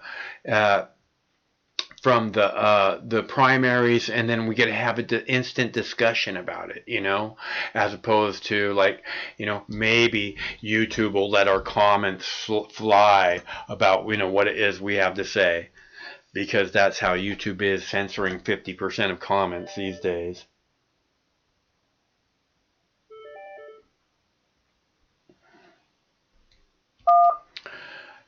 Hello, caller. Michael, this is Steve McClanahan. When is the next caucus? I don't Michael. I don't know, Steve. Tomorrow's the New I need Hampshire to know primary. when the next. Okay. Anyways, I guess we lost Steve there. Sorry about that, Steve. Tomorrow night is the New Hampshire primary. We should be getting results by the time we come on the air. It's unbelievable what happened in Iowa. Normally in Iowa, they're able to, even if it's a close race, they're able to count the votes and have it all counted by the by the next day. Although there's been just a debacle after debacle, and this, in India, they have elections, and the people are very confident. Hundreds and hundreds of millions of people vote. And the people are very confident about the outcomes of the elections there. Here, we can't fucking vote in Iowa. We can't get the Iowa vote right. And we all know the reason that we can't get the Iowa vote right is because they don't like the outcome. They don't like the people's voice. Which is why I hope tomorrow Bernie Sanders comes in a landslide. Like nobody else even gets any delegates out of fucking New Hampshire. Winner take all, baby. And then actually gets the slingshot forward that he was supposed to get from Iowa. Because that's what's supposed to happen in Iowa. And then you go like a rocket ship into New Hampshire and you just blow it wide open, right? They didn't let Bernie Sanders have that this year in 2020. They didn't let Ron Paul have it in 2012. So it's not just the Democrats. It's the Republicans too. And all I'm saying is that we deserve better. We deserve people who are actually going to represent us. It's a representative government. That's your job. Someone was saying earlier, you vote with logic. And I say, no, you don't. You're there to represent the people. And if the people don't seem to be able to use any logic, well, then you're there to represent them. Okay? So, and that's all. And if you can't do that, then you don't belong there and you need to go somewhere else. Because the people deserve to be represented in a representative government. And I'm tired. This is the main thing that I'm tired of. This is why Bernie Sanders is so appealing. Because he's talked about the working class forever. And the people are the working class. The people are not the rich. That's not the people. The 1%. No. Those are the problem. And that's all that gets represented in Washington, D.C., and it would be nice to see that change. And we all know it. So I hope you guys will join us tomorrow night for the New Hampshire primary, because that should be pretty cool. I mean, I really think Bernie, all the polls say Bernie's going to go in there and just kick ass tomorrow.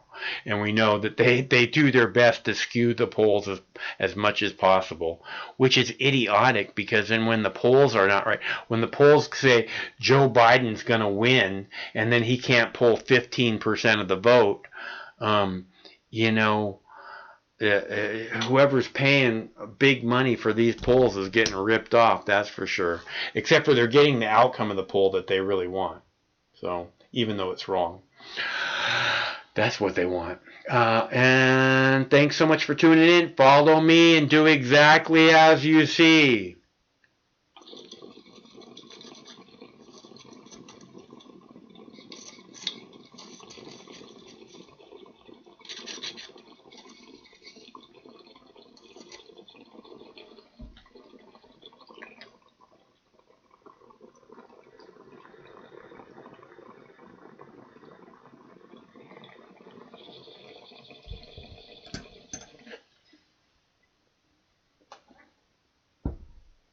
You can in spirit.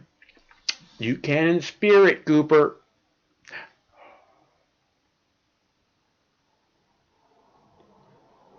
All right, you guys. I am so hungry. So tomorrow night, again, is the New Hampshire primary, and I will be here at 7 p.m. Pacific time, just like each and every Monday through Friday. And hopefully we'll have some news from the Kind Head Shop. And let's see, each and every Monday through Friday, 7 p.m. Same Mox time, same Mox channel. I hope we see you here tomorrow. Remember, one of these days, this war is going to end. Stay cool until then. No matter which mouth you feed on a two-headed snake, it still shits the same turd. But lucky for you, you have Mox News. More than 10 years. More than 60,000 videos. Mox News has been filtering the nonsense and illuminating the bullshit from your mainstream media. Turn off your TV and turn on to Mox News. For over a decade, documenting the socio-political events that have etched and carved the pathways that define today's modern mess, Mox News has been providing clarity while faithfully bringing you today's relevant stories 100% commercial-free and subscription-free. And just like Lady Liberty vows to remain free. But at this time, we're asking you for your help, your patronage, and your support to keep the lights on and the videos rolling. For less than 17 cents per day, you can become a basic subscriber, knowing that your donation is truly making a difference that will help continue bringing the news stories that make a difference in your life. Turn on, tune in, and drop a couple dimes today by clicking the link below or visiting moxnews.com and show your support at any level. From a single one-time donation or dedicated monthly subscriber, do it now in less than 2 minutes. All donations are safe, securely processed, and verified using PayPal, Visa, MasterCard, American Express, or Discover Card. As always, we're sure you'll find something of interest each and every day. This holiday season, give the gift of Mox. moxnews.com.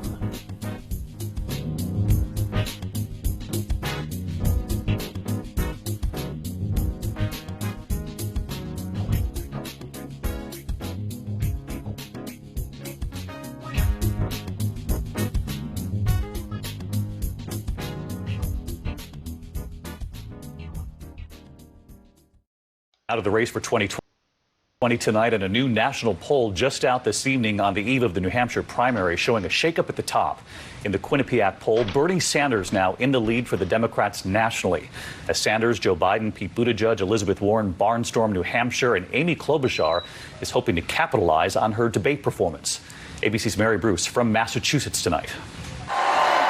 Tonight, Bernie Sanders confident a win is in sight. If we win here tomorrow, I think we got a path to victory for the Democratic nomination. The senator from neighboring Vermont turning up the heat on two of his rivals. One of the things that differentiates our campaign from other campaigns, my friend Mr. Buttigieg and my friend Joe Biden, they have dozens and dozens of billionaires contributing to their campaign. Thanks for coming. Good. Appreciate you being here. Sanders well aware that Pete Buttigieg is riding a wave of momentum out of Iowa. You mentioned Bernie Sanders and only Bernie Sanders. Do you see this as a two-person race now, and does that help you? Well, I certainly think there's a very clear contrast between my approach and my friend Senator Sanders' approach. He's talking about either a revolution or a status quo, and there's nothing in between. Buttigieg is also fending off attacks from Joe Biden in the fight for moderate voters. This guy's not a Barack Obama. Well, he's right. I'm not Barack Obama, and neither is he.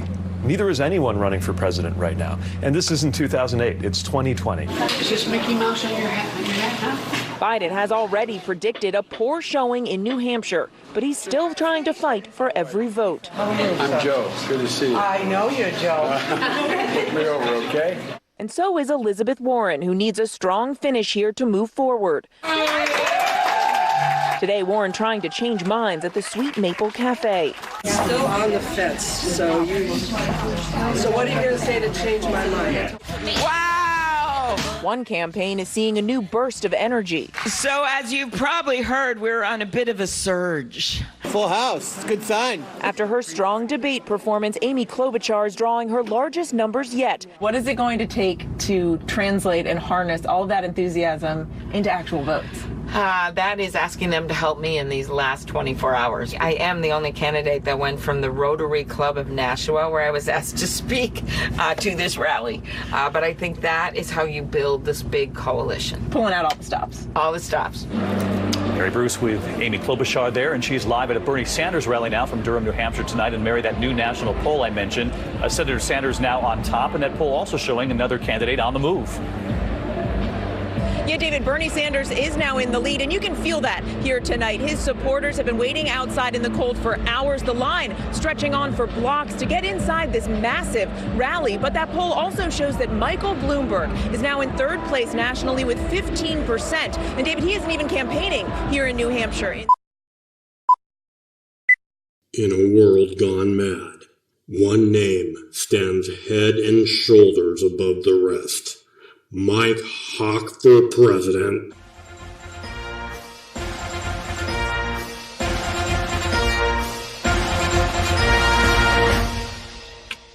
The good people of our great country, now more than ever, need a symbol they can rally around. And I believe Mike Hawk is just that symbol.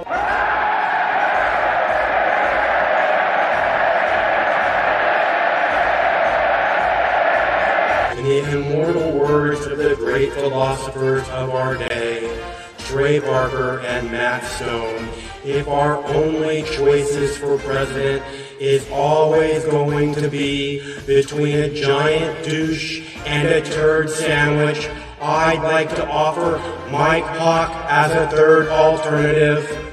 Vote for Mike Hawk. Stand strong. I believe there's a little bit of Mike Hawk in everyone. So who would like to spend the next 14 months rubbing Mike Hawk in the faces of all the status quo candidates and their lapdog mainstream media, all the while giving the federal government a big middle finger in the form of Mike Hawk? This may end with pitchforks, torches, and guillotines, but it starts with Mike Hawk.